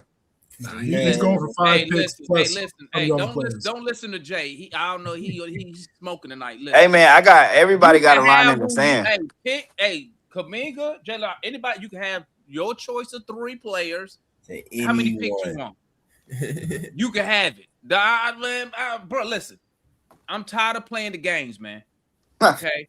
Go get, if that man is available, we need. Yeah, I'm with Savannah. You can have Bijan Robinson too. Send him to the fight. Okay? But it's not even about available. It's No, like send them Michael Penix. They can have anybody they want, bro. Because you know what? We don't get Kyle Pitts, man. We don't get star players in Atlanta. Hey Mike, how Hawks fans feel about Zach right now? Would they be like, that's how you feel about Pitts. That's how I feel about Kyle Pitts. Now this year he shut me up. He shut me up this year, but bruh, for like 3-4 seasons now, Kyle Pitts has been some ass. Bro, listen, send him Kyle Pitts too. Put him in the deal. Am I lying, Mike? Am I not? Is that not right? Like, bro, he's been some booty juice. Like, you can have whoever you want. How many picks they want? I mean, let's see. You got whatever. You can have. I've been low key boycotting them for a minute. Ant-Man come here. That'll be the first time in a long ass time, bro. You could be like, we're actually a championship contender. That'd be the first time ever. Well, for you, because you young. Right. Well, what else had the Hawks been a contender? In '99. Yeah, they made it to the finals with Nick. Not the we didn't make it to the finals with Nick. Nah. But we started the season. They ain't even made the conference final. No, we didn't. Dominique never been to the conference final. No. But I'm talking about when we start the season. Seed wise, they been number 1 in the East. Huh? I said seed wise, been number 1 in the East, like during the season. We was number 1 in the East when we traded Dominique, which is which makes that way worse. Yeah, Dominique never been to the conference final. Never. Okay, yeah, Eastern Conference. Our first Eastern Conference. They lost in Game 7 against Celtics in '87. When Nick them should have won. They were up. Was it Game 7 or 6? 7? I'm talking like I was born. It went 7. You talking about when they played the Celtics, Mike? That's why I was confused because I know it was a big team. Yeah, we was up 2 games, and Celtics came back and beat us. We was up 2 games. There you go. Yeah, there you go. That's Hawks history for you, man. So, it ain't too much, man. First conference finals in Atlanta was the 60-win team season. Yeah, it's not. We don't have a lot of winning. That's why it's the easiest for to remember that stuff. It ain't too much. Hey, but family, I'm about to end the stream, man. Your boy got to get up early, It was a man. pleasure. Thank you, man. Hey, Yes. anytime, man. Stop too, man. Hey, like I said, DeMond Kuzma said you was 30 when we lost Game 7, boy. What? I was what? We was. Let me see. How old was I when we lost? No, I was a teenager. Was it 88? Hi, DeMond, you not even from Atlanta. How you became a Hawks fan? Man, Superstation TBS Ted Turner. brainwashed them into being a Yeah, Atlanta they fan. brainwashed me into a Hawks fan and a Falcon fan. Worst decision I ever made. Braves fan too. Worst decision. I could have been a Bulls fan because I had WGN. When I was a kid, there was no NBA team south of Virginia except Atlanta Hawks. That's crazy. There was no Miami Heat. There was no Hornets. Man, my pops used to say you couldn't even watch the games on both halves. He's like, you used to have to watch you didn't watch the Western Conference and games used to come on. There was no baseball team south of Virginia except the Braves. There was no Miami Marlins, none of that. It was just the Braves. That was it, man. So I just started watching them. And it was back in the day, it was free. So you just turn the TV on and watch the game, Superstation. Salute Ted Turner, man. Shoot. If it wasn't for him, cable. Yeah. America's team, man. Braves, man. That's why I'm a Brave and Atlanta fan. Feel me? But can I say something? Yes, ma'am. I was just thinking, like, I just want y'all to show Zach some grace. I haven't watched much Atlanta Hawks games, but I can say this just from what I have seen. He's 20 years old. He's not been in the league long. He was the number 1 draft pick, right? And it just is eerily similar to what was being done to Kaminga in Golden State, right? Yeah. So, like, I've noticed from what I've seen, Kaminga and this young fella have a little, like, some sort of chemistry. Let him pour into him because he knows what it feels like. Like, we just went through that in Golden State with Jimmy having to pour into Kaminga because he knows what it's like when he came from Miami, right? Yeah. So let him pour into him. Give him a chance. Don't just write him off. Like, you're in a really, really, really good situation. You have a lot of YNs that are young, springy. Just give Zach a chance. Yeah. I could be wrong. All I'm saying is give him a chance. It's only been like a minute baby giraffe. since he's been. He is a baby giraffe, Baby and that's giraffe. and that's okay. Nah, Everybody's not. No, but he is a baby giraffe. Hey, that man don't got no coordination, no balance, nothing, bro. He gets blown on. I totally get that, but he hasn't been in the league long enough. Give him a chance. You can't just write him off. Like, that's basically he's not a what man I'm saying. yet. He's not a man yet. Hey, you just made my boy Mike Day. Mike, the number 1 Zach fan, right there. Hey, man, Zach just grew hair on his nuts. Hold on, Jay. I'm just saying though, you two, y'all are welcome back anytime, man. Like, for real. Say, y'all better Hawks fan than a lot of these Hawks fans, man. Man, we can go on here with Matt on here. Hey, no cap. Hey, no cap. I the same thing she just said. I said that on Twitter the first game. I said I bet you the best thing that's gonna happen to Zachary Richard is Jonathan Kaminga. It's Kaminga. Hey, y'all Warriors fans, let me ask y'all, because this is this dude that love on Yucca, and y'all said some real stuff. What y'all think of Kobe Buffkin? They don't know who that is, man. Who the fuck is that? One of the dudes that checked in at the end of the game. That's hey, Demond. That's my point for Matt. He not even on our team no more. I know. It's just more salt in the wound for when he go back and watch. Hey, but no, for real though. Hey, Julie. Hey, he probably saw that. I want you to say the same stuff he said about Double O when my boy Matt up here, because that's gonna be hilarious. Let me ask you a question. I noticed that people were able to leave and come back in. How do I do that next time? You just okay. Well, what I should be doing is pinning the link, but I don't. I'm lazy, so. Usually, I'll just post. Just come in the chat, be like, man, post the link. Usually, people in the chat they say post the link. I'm gonna subscribe. I already subscribed. But I'm gonna. Yeah, I'm subscribing. Hey, I appreciate that, man. That extra. Give me that green name. I'm gonna do that pretty soon. And we're spreading the gotta get a word. membership. Yeah, I appreciate I'm gonna do that too. Say sometimes we get back on track, but but anyway. Yeah, sometimes when we do the open panel, like we kind of get like out of control. It's more a more relaxed, calm night. Usually we be up here arguing. And when we do the open forum, it's not like I don't really moderate it. It's usually Demon. Is your email in your channel? Yeah. Mm-hmm. Okay. So Sheree and I, we come from a channel called Golden Days. He used to be a journalist for the Warriors. He has really close ties with like Rick Barry and other high profile people. So he had Aaron Turner, Jonathan Kaminga's agent. Yeah, oh yeah, he had Aaron Turner on and everything like that. So, and he had a similar vibe, but you guys are taking it to the next level where you're able to come to the game in the chat, talk to people, and then post game, really share your thoughts. I want to link you two up as far as like collabing with as guests, getting an opinion. Because here's the thing, I'm a Kaminga fan, so I'm over here now.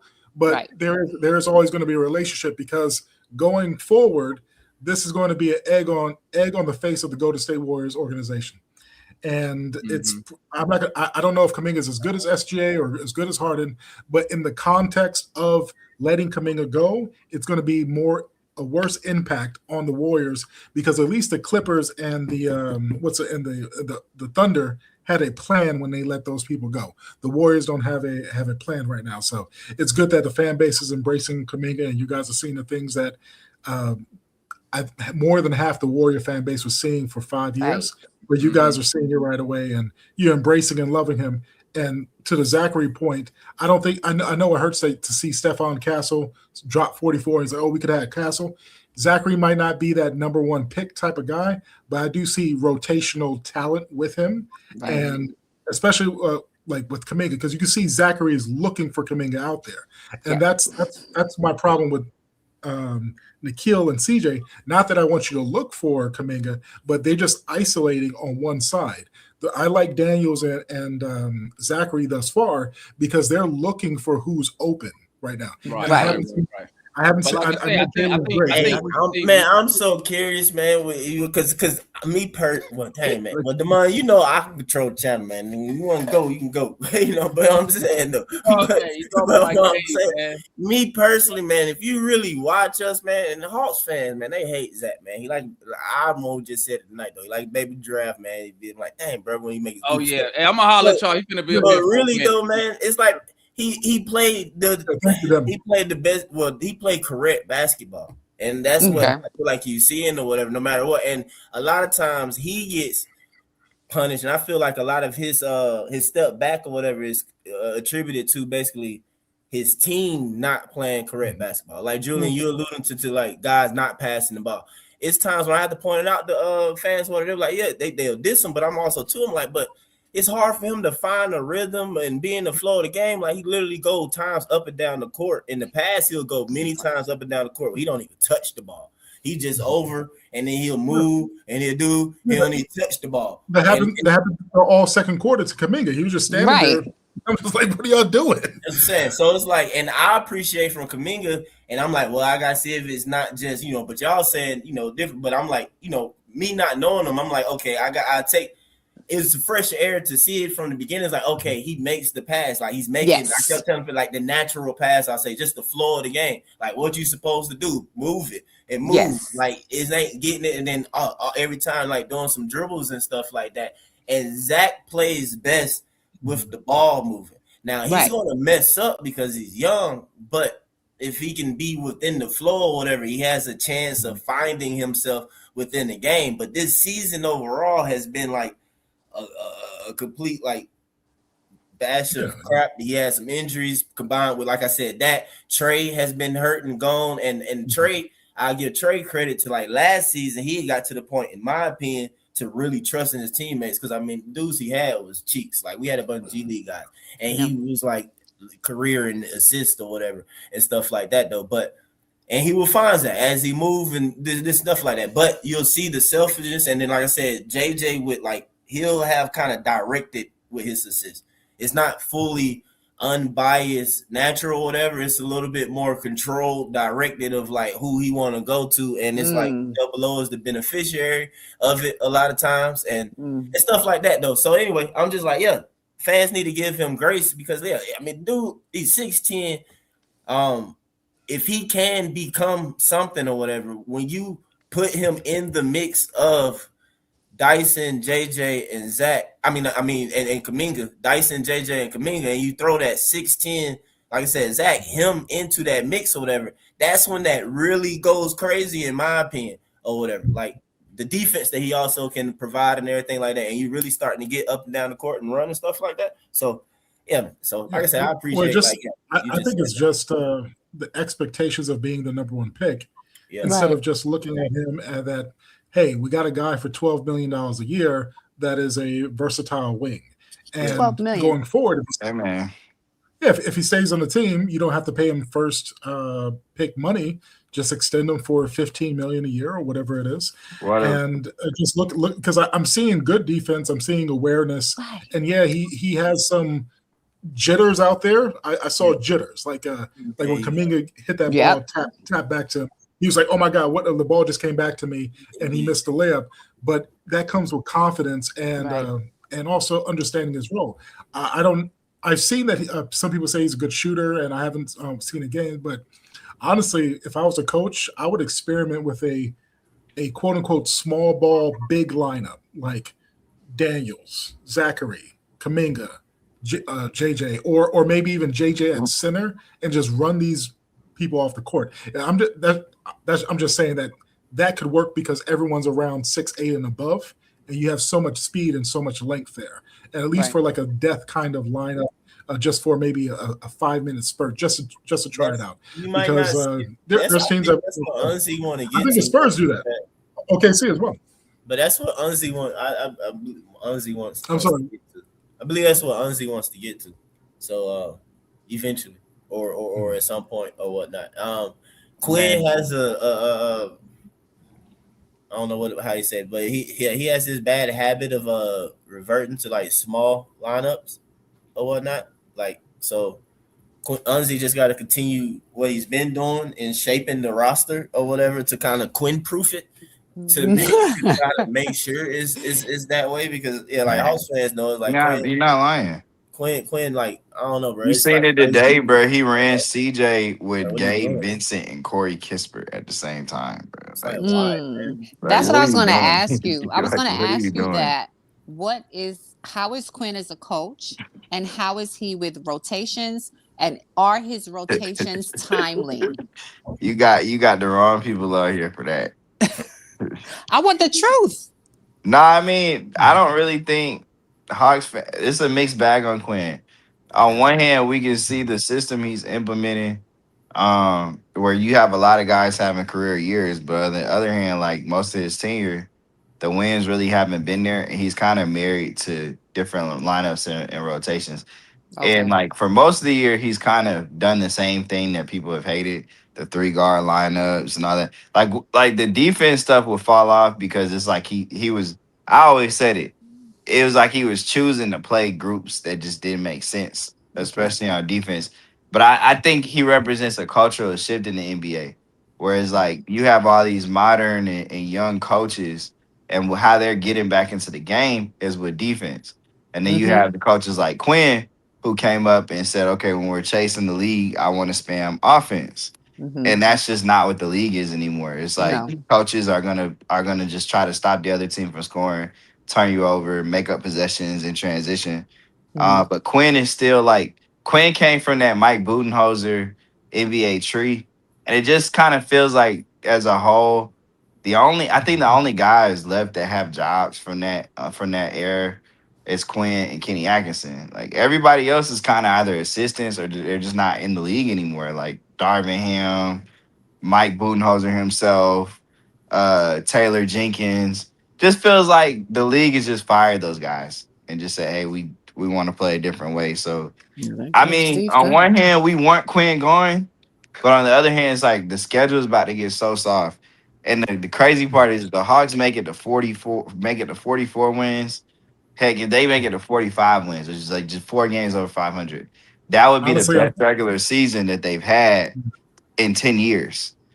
And so on one hand, it's like the wins ain't been there, but it's still so much season that he can turn it around just organically and keep his job. And that's the hard part that Hawks fans hate. It's like we know he's an infuriating coach, but to his credit, these past week, he's tried something. He's done what I wanted him to do.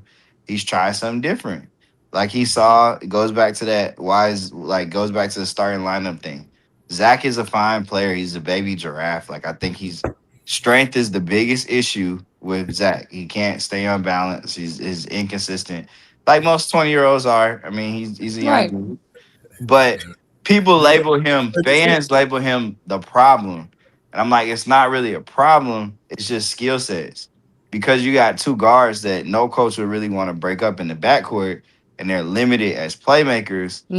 His skill set doesn't complement them. His skill set made more sense when you had Trae Young, You who know, was I don't looking like for him. Quinn be blamed. Seem like he be, I don't know, man. Quinn be sneak dissing sometimes or He whatever. do be sneak dissing, but I don't Like, know. why you blaming Zach? You don't be. I'm not blaming Zach. I'm just saying, No, like, not his skill you. set. Not Oh, you. yeah. I'm talking about Quinn. It seems like, you know, and then too, some of the other players, in my opinion, or whatever, like they be kind of, I don't know. I feel like they be hating on Zach. I'm happy Kaminga here. Put it like that. Another guy here who can speak French too, because Zach real cool with Mo G, but Mo G don't get to play enough or consistently enough to where they're like, you know, bond and stuff like that can, like, you know, spill over to the court to kind of like, I don't know, breathe life He into don't him. get to even. He don't even get to play Zach outside of the starters. Like, that's the craziest part. It's like before he got moved to the bench, he wouldn't even put Zach in with the bench units. It's either he's gonna be out there with Jaylen, Dyson, and Nikhil, or he ain't out there at all. Okay, so well, in a minute it's gonna be all right because Kaminga's there and he's African and he speaks French and he knows what it's like to be an outcast because it sounds very similar to what Kaminga was going through in Golden State Warriors for 5 years. That's what it sounds like. It sounds like kind of Quinn. I'm not saying the whole way through. I'm just saying there's little pieces that seem very similar. Well, the other problem is Zach is he's not where he needs to be as a player. He's not a bad player. He's not. The talent is not comparable, but like to me, if Zach, I say it to fans all the time, if Zach can get to what you see from McCall Bridges as an offensive player with his handle and just be able to dribble in the space, get a running jump shot, you know, make his open threes, he'd be an awesome player. But he's just not that on offense yet. But he was explaining earlier about how like Kaminga's handle isn't necessarily the best. No, but Zach is a pure corner boy. Like, no, Kaminga has gotten better. Like, Kaminga can do stuff with the ball. Zach really can't do that. Now your bias coming out a little bit. I'm just being real with you, Mike. Like, I understand what Zach is very limited on what he can do with the ball in his hands. I understand that, okay. But still though, a lot of Zach's inability to do the ball handle the ball, bro, is core strength, bro. You feel me? Because again, like Julian was explaining, I'll continue to watch and see though, but he was explaining that like basically Kaminga isn't necessarily one that's hitting you with crazy ball handling moves and dribbles. Like, I would be telling y'all this stuff all the time. It's about being able to get where you just need to get on the court. Change direction when you need to change to, switch hands when you need to change to, but you protect the ball where you need to get to. But Kaminga is strong enough to do it. JJ kind of like that. JJ kind of this year finally getting comfortable with a little hesitation move or whatever. But mainly JJ is strength and just control with it. That's all it is. So if Zach just continued the number one overall confidence, but just get stronger, stronger, and stop being a baby giraffe. Okay, so talking about, bro. So it's the coaching staff. It's everybody. It's a combination of things. It's the whole shit. Zach has to keep getting better, and that's what we say out here. Zach is gonna be fine as long as he keeps getting better. And it's like, okay, the coaching staff. The coaching staff does different things because Quinn is still trying to win the game, and it goes back to, it's not a Zach problem. They're just better guys that do what Quinn is looking for in the system than Zach right now. Like, it's just what it is. But Zach is a tremendous defensive player. It's just the offense comes and goes. They destroy his mentality though. Like, that's what I was gonna say. But I just don't think he got no real, like, Zach didn't come over here. It just speaks to the problems with the French style basketball, because Zach didn't come over here. He didn't come over here with the attacking mentality. He just looks to just pass it. Like, it's like, bro, you gotta go. You gotta go get it. I don't think that's you gotta the go case. get You it, got man. You Rudy gotta go Gobert get it. choke slamming people. It doesn't have anything to do with Nah, where he but came Rudy's from. a different position. Like, Rudy is just here, and Rudy ain't really a good offensive player either. Jay, this not 21 though, bro. If this was 21, I'll say that, like, bro, you gotta go get it. Like, bro, ain't nobody gonna give you. bro, it's team basketball, bro. So It I is, but it's I still can't times where excuse that. Zach has to just go get the shot. Just go Okay, do it. Like okay. you're not doing it. But Well, what you what mean they, he's not? He's literally, but that's the problem a little bit with Zach, where the imbalance is because again, Zach plays correct basketball. You keep saying that, but He no, does, but I'm saying, but that's In the not the midst, NBA isn't always about in correct the midst of a basketball, lot Mike. of stuff, though, he takes shots and he's forced things. He definitely has forced the breaks when he go coast to coast and try and do stuff, though, bro. Like He has, but that's not what I'm talking about. I'm saying in a half court setting, when they're asking you to play specific roles, he's been relegated to just shooting threes because he's limited on what he can do in other areas of the game. And I He's argue not like that it's times where Zach has a I clear lane to argue the basket and he's open and he's still shooting the ball. and Just my go attack the argument is basket. that basketball is a team game. It That is, but basketball, again, you no, still listen have to to me. make No, but listen the to me. other team In respecting, basketball, Mike. throughout basketball history and throughout just period, you have players who score and do things in different ways. I'm sorry, but no player in the history of the game fluke into scoring 30 plus points on just 1-2 dribbles. That's an But that speaks to inability. the player No, he is, bro, though. let me finish, man. Like that speaks to the point. Let me finish. No, that don't speak to no point. That speak to the point is the main point, in which is Julian I'm gonna call a random right now though. But yeah, we don't know before now or stuff like that. Say the same thing. This team plays selfish. The coach have no hierarchy. We don't do these same things. Zach is that type of player where that the ball needs to move. He needs to consistently come around, and when he comes around the screen, to consistently get the ball and touch it. No, he ain't gonna jack it every single time though, but he'll pass it. But he need to be able to have the option to at least get his looking shot. But he don't get them on enough times and stuff like that. It's just simple as that. And what I'm saying, and that you seen it, Jay. So what I'm saying, don't flip flop it. All Hawks fan has seen Zach literally D up, do what's been asked, hit a couple threes or hit a three, and the coach pull them right out and sit them down and don't bring them back until like 10 minutes later. Yeah, that's a part of it. But that's the thing, Mike. I said it's the whole thing. It's not. I'm with you. I'm with you. There are times where Zach is doing the right thing and coach still pulls him. But that doesn't negate from the fact that I'm saying it's not just that. It's also Zach still has to get better. It's just a talent. Like he doesn't the skill. Better. He's 20 years old. But again, it's not just what I'm saying to you is it's not just the coaching staff. It's there are gaps in Zach's game right now, and he has to get better.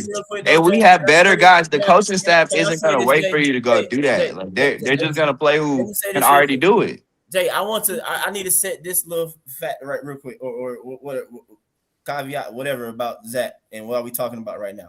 My argument in saying that it is the coaching staff is about how he's looked this season. When it comes to this season, for Zachary Richardson, to the extent of way things is that low and the way fans have been disappointed and harsh on him, I do blame the coaching staff. He is not this bad. He's not. And at the same time, he's not, the best number one pick or amongst the number one picks that's recent. No, he's not that either. But at the same time, he's not this bad either. And I'm saying that the coaching staff and selfish play of his teammates have made him look a lot worse. And then also, too, him a little bit of himself with his own mental, because now, like, he's just been like, it's a cluster in his head. And other people see it, bro. Like, on certain stuff, it's like, dang. Because look, bro, come on, man. He dunked on somebody with his left hand. Last season, bro, when he was part of stuff, we seen him take the ball to the hole. Dunk, don't cat. Dunk, don't say goon. He was finishing better in the hole. This year, he just fumbling the bubble because it's in his head. They messed, like, they really this offseason. So my thing, his role was a little bit different without Jaylen last year. Huh? Like I said, his role was a little bit different without Jaylen last year. And again, it goes back to what I said. Zach was a pick that made sense when Trae Young was here. His game, Zach's game, all them games where he had 30-something points is because Trae Young was setting him up. His game was very reliant on, out of all these dudes, his game was the most reliant on Trae Young. And Trae Young is no longer here. And coach wants a specific thing from that position. And it's just been times where other guys have been better at doing what he wants. And that's not just the coaching staff. Everybody in this has to get better. Quinn got to coach Zach better. Zach has to get better Hold on, from a because a skill lot set of people standpoint. say that, and I don't But disagree it's with all what of they it. It's say. all of the above. Hold on, Jay. He just ain't lived up to his part. Yeah, Like okay, everybody got to get better.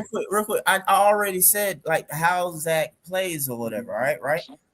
I don't necessarily think it's specifically Trey, but yes, Trey moved the ball better, and especially in Zach's He looked for first year Zach. Yeah, he and looked for last him. year. No, not just look for Zach, because he looked for Niang and he looked for Man and he looked for Levert. What I'm saying is that Trey, and you know I wasn't the biggest Trey fan, but last season Trey passed the ball with no bias and moved it around. And what I'm saying is that this year it is more it's been selfish play and biased passing, where like Zach is sitting there and they literally don't pass it. I literally watched Dyson in the play a couple games ago when they got the ball as a break. Dyson literally looked at Zach ahead and then didn't pass it to him. He looked like he got I've seen that. I've seen it too. started and then said nah, and then came in. I was like, dang, bro, you feel me? And Nah, but I know they don't pass it to Zach like they should pass it to Zach. What I'm saying though is that a lot of it should start there, and then we shouldn't really go no further into saying all this other stuff. No, because it's still because he still has his opportunities, and when he gets those opportunities, he still does. Jay, He I still don't think doesn't you do it. understand, JC. But I get what you're saying. You're saying if he had more touches, he would be more confident on the ball. That's basically what you're saying. This when I start. But like Mike, that's what you're saying. You're saying if he had more opportunities. Rhythm, Jay. Have you But that ever I just want Mike. I'm agreeing with you. I'm nigga saying to you, come on, bro. Have Mike. you ever Mike. I'm agreeing with you. You're saying if he had more opportunities to touch the ball, you wouldn't. That's your opinion. You wouldn't see it. And what I'm saying is, I don't necessarily mean you got to shoot every time. Okay, but I what I'm saying to you is, in the flow of the game consistently. Mike. But again, you're not hearing what I'm saying. I'm agreeing with you. I'm saying I'm agreeing with you. That is your opinion on it. And what I'm telling you is, on top of your opinion, the times he does get the ball, be damn. It's plenty of dudes in that same position in the NBA that started their career that same way. And when they got their opportunities, they capitalize on it. If you were out there, like when Veet was going nuclear from three, Mike, when Veet was going nuclear for three in the beginning of the year, you really think if Zach was going nuclear from three like that, they wouldn't be looking to pass him the ball? It just comes and goes. It's just they how it goes, man. Yeah, they wouldn't pass him the ball. Yes. Okay, well, hey, look. Hey, if that's what y'all believe. Hold I on, don't know what to tell you. hold on. Because I was over here playing my game, but I'm listening. Yeah, like the Demon just come back in. Yeah. Hold on. What you got on it, Demar? Hold on. Bro, come on. It's numerous, bro. It's getting so egregious. Bro, we got Hawks beat writers posting standstills of Zach like this wide open. And who is He it? be wide open. They do not pass it to him. Who is it with the ball? Is it Kispert? Corey Kispert tried to dunk on somebody instead of pushing it to Zach. And Zach right there, and even the Hawks beat writer said, hey, man, he said, hey, I would love for them to pass the ball to Zach right there. I'm gonna tell you my quick theory, Julian and Shira. Did I say that right, Shira? Sharia. Here's my quick theory. I never believed that Landry Fields, who was our GM at the time, Landry Fields and Quinn Snyder, I never believed that they was on the same music when it came to picking that number one pick. I believe that Quinn Snyder wanted Donovan Clingan, and I believe that Landry Fields wanted Ricochet. So when you hear Hawk fans talk about Ricochet rookie year, when he was on the minutes restriction, I said I believe that Quinn Snyder and Landry Fields came up with an agreement that he played 20. What did he play last year? 22 minutes a night. He had 22 minutes a night, right? And on the minutes restriction, Hawk fans were trying to tell me that, oh, it's because he just came from France. They was in a Euro tournament. I was like, bro, he's 19. He can play basketball, okay? And I believe Quinn Snyder. Now, I will say this in Quinn Snyder defense. I understand when he came here, he didn't come here to develop or rebuild nothing. Okay. I understand when he came here, who we went, he was on vacation to Costa Rica when we went to go get him and give him this $8 million per year. I know he's trying to win games, right?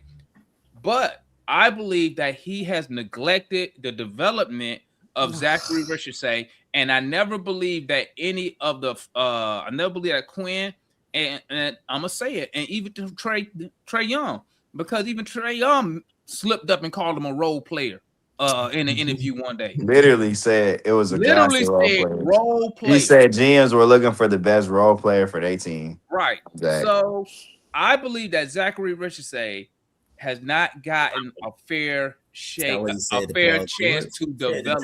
He comes off the court. He's never on the floor in clutch moments, right? Then the one time they leave him in there, when he mess up, people get mad. And I'm like, what you expect? He doesn't get to experience that. You know what I'm saying? When the other night against I forgot who was it? It was somebody. He didn't even play the whole fourth quarter, which is crazy to me.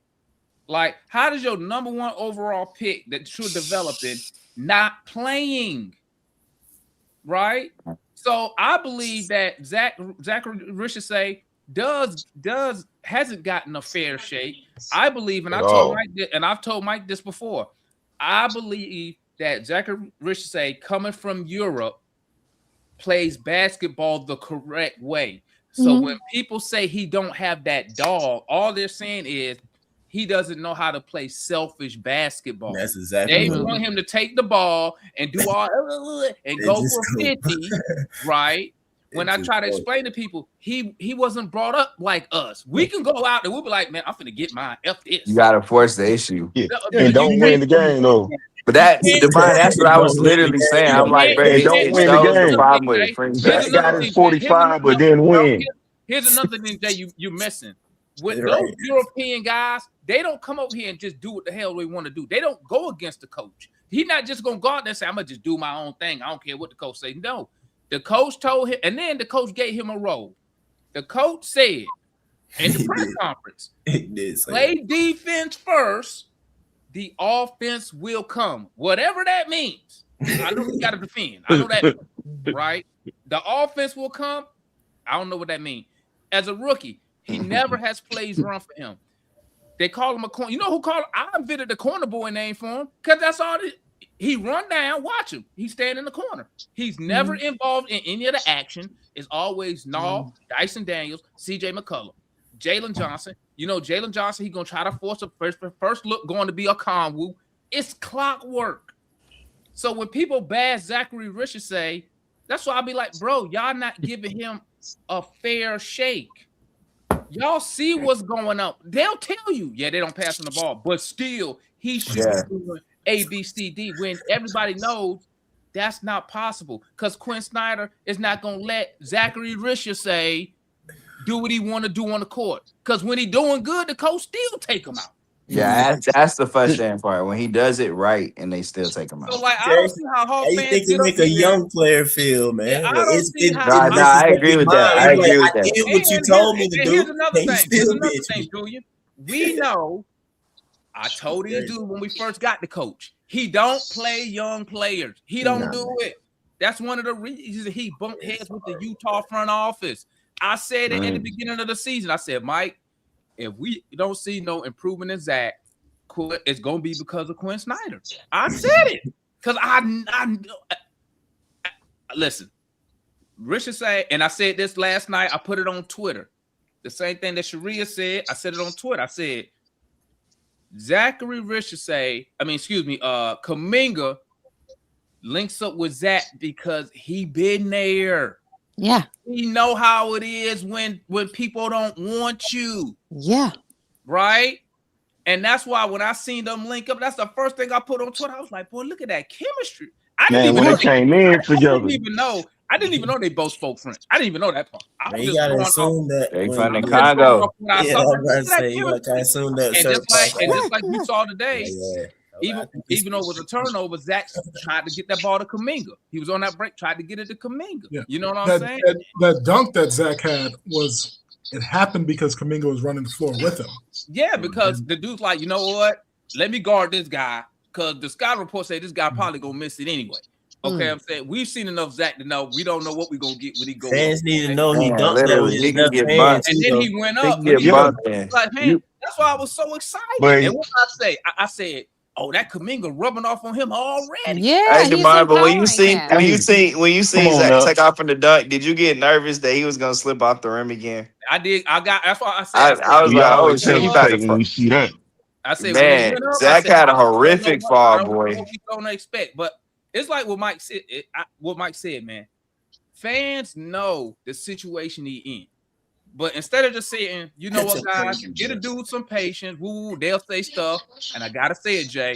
Well, he just gotta go get it. That's not how he wired. I know he's not, but that's why I He's say wired to play with it's the flaw in French and basketball. You they gotta go just back, go get it. and I know we laughed It at ain't even a Kool-Aid, flaw in the and French I know, basketball. It's the Hawks basketball, Because bro. look, Wemby came over I here know ready I to go laughed. get it. I Like know you Oh, gotta I go laughed. get it. sir. I know I laughed at Please. Kool-Aid. Well, But Wemby's a different I'm kind gonna of tell you player. But that's what I'm something. saying. It's a Yeah. mentality thing. Hey, It's like you gotta go I'm gonna get tell it. you something. I'm gonna tell you something. But come You gotta on, go man. get You it. know, last year he No, played with a lot more see, confidence too. this what they He was I'm do. just splashing saying though, harder. you gotta go get it, man. You gotta go No. get it. No. Gotta go get Let's it. not act like One time, man. Wemby and Zach was the same guys coming out of France. They were not. Zach was not a number one guy coming out of France. The dude He was was not. 17. Shit, Okay. even Alex Sarr be out there Hold going on. to go Wemby get the was- shit. No, Alex Sarr played basketball in Atlanta. Yeah, I know. Okay. That's what I'm saying. He learned So how to go get it as a he teenager. developed a selfish mentality. That's why he said, I don't want to come to Atlanta. I For want to sure. come to the Wizards where I can get the ball and do my thing and get my Do contract. my thing. I want it. Even Bilal Coulibaly be going to go get it, But bro. I'm gonna tell you Bilal something. suck. Like I said, Zachary Rusher say his offense is not there yet because he It's was not. broadcasted as an elite shooter. But I'm gonna tell you one thing: he He's an got to be one oddball of our guy. best on-ball defenders right now. Yeah, he's great defensively. He's great. Yeah, Yeah. He Man. had guarded point guards like you saw tonight. When He's we good played at rebounding. last time, we had to put him He's on. okay. He's not really And he good was up. rebounding. Hey, he's up But there. I don't Eastside see kid, these guys don't He like. he had 9 rebounds today. Like, Yeah, but like Come on now. he was the he best averages player like in the 3 league, rebounds, like the man. most athletic guys. And I'm not calling Zach them, but I'm just He's a saying 3 rebounder tonight. super athleticism does not equal being top players in the league or all-star. It don't, bro. It don't. Gerald Green was dumb athletic, but like And had no type of career. that's what I'm saying. Though. Okay. So that Gerald don't really, Wilkins. that's not really an athletic, insult. had no type of It's career. just like that's Americans dissing and not understanding international thought process that these international people and players they just being honest. And he just saying that like in comparing where he coming from, and also say that too is like Hawks fans gotta consider that too. Is like Zach is a cultural, thing that he got to adjust to as well. Like There's a cultural conflict. He you know what else? And he has no American pre-experience, basically this like basketball. Like you're saying, Sarr had a brother who went to Wake Forest and got drafted ahead of him, and also too Sarr went to OTE in Atlanta. And stuff like that. Yep. And of course, he played at NBL or whatever. So he had some type of out of France, type of experience and stuff where, if it is you want to talk about that's Zach stayed in Europe the entire time. Hey, that's all I'm saying, man. Yeah, but it's still they love shitting on Zach for some odd reason, man. And y'all think y'all want to see Kaminga do good, bro? I want to see Zach do good, man. Y'all better hope Zach don't do good. Hey man, I just want to see him become McCall McCall Bridges, man. If I can just get him, he gonna be better than that, man. Yeah, real quick. I mean, if he's better than that, that's a bonus. But like, that's a bonus. If he gets better than McCall, it's a bonus. So Dark Baskets in the chat, he said Zach can't have 6 turnovers and was like, no. And I was gonna say, because someone said that they want Zachary to just go get it. From what I'm seeing is that the wrong players, Jalen's been injured, but the wrong players are the go get it guys. Like No is a less than 10 point per game scorer. He should not be scoring 20 points per game night. He should be playing defense, coming off your bench. That's what he was for the Wolves. All the other 3 teams he played for. CJ, there's a reason why those Portland Trailblazers could never get over the hump. And yeah, he's a microwave scorer, but and even Onyeka, what I'm seeing is that these guys are just kind of zoned in like blinders towards the basket. Onyeka is a bum. And you need people like Zachary that knows how to play the game at all levels. He's not going to be what you want from a number 1 pick. He's not going to be Cooper Flagg. He's not going to be any of that. But if you can have a guy that can give you 5 assists, 5 rebounds, play great defense, give you 12 points, he's going to be solid. And for this year, because Kaminga, it looks like he's going to take that spot, this could be a development opportunity for him to really shine as a bench role, because you're going to forget about everything that you had an issue with Zachary. It's going to be out of your mind's eye because the focus is going to be on Kaminga, Jaylen, and how that's working.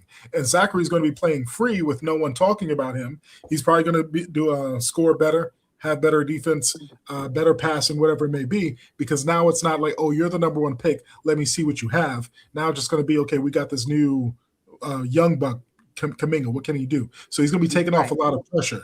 And I know Snyder has his flaws. I would say his philosophy of, hey, anyone can shoot is good, but he needs to talk to those players I mentioned before as far as establish that hierarchy. It has to be Jaylen and Kaminga. Those are your stars. And then CJ and Nikhil, you can do your one-on-one if we don't have anything else. Because tonight I saw CJ just go one-on-one in the beginning of the first quarter with 5 seconds, right when the shot clock started. I'm like, So that should be strange. That should be. But yeah, he had 20 in the first quarter. So but it worked tonight. It worked tonight. But that should. Yeah, be I mean, I get you, but if he's rolling like that, bro, he got the ultra green light. It ain't not gonna not Look at happen. our roster. Weird. Okay? It's not If gonna you look happen. at our If he's roster, rolling like that, we don't have scores like CJ. Right? Exactly. We don't have a guy. The closest guy we got that can get to the basket, just get to the basket and finish, is Nah, who is a career in terms of guards. who's not supposed to be who's not supposed to be starting from the get-go. He wasn't supposed to be our starter when we got him anyway, right? When you look at our forwards, only one you got that can get to the basket, Jaylen Johnson, but he doesn't really have a handle like that, right? So, and then it don't help because then when Dyson out there, if you watch more Hawk game, what you're going to see is when Dyson out there, it limits what Jaylen can do because usually Dyson is being guarded by the other team's center. So the center is sagging and just sitting in the lane, waiting for Jaylen to go in, which he usually does, get double teamed by his guy and Dyson guy, where he either go miss the shot or try to force a pass to Double O, who is crazy because our center's at the 3-point line and our point guard is in the dunker spot. Like, it's weird when you watch that type of basketball, right? So I mean, look, man, it's like what I said, man. Well, I think Quinn Snyder favors, and he also favors veteran players, Julian.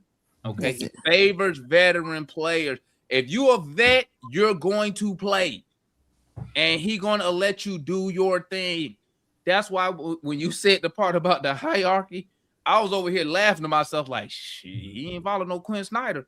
Yeah, you need captains on your team. Like, hey, this is your. And I think the reason why, and Sharia, you can jump in. The reason why I said it's strange, yes, CJ was on a heater, but not even SGA doesn't come into the game the very first quarter. And starts, going ISO and taking baseline quarter jumpers. You have to run plays to start, and if you get hot, do it. But that was a little jarring because even in the second quarter, it took a lot of players out the game, such as Zachary and Kaminga and others. And yeah, the game was won, but it's against the Wizards tomorrow, and I'm going to jump off pretty soon. Go watch some Kaminga versus Blazer highlights. He destroys the Blazers.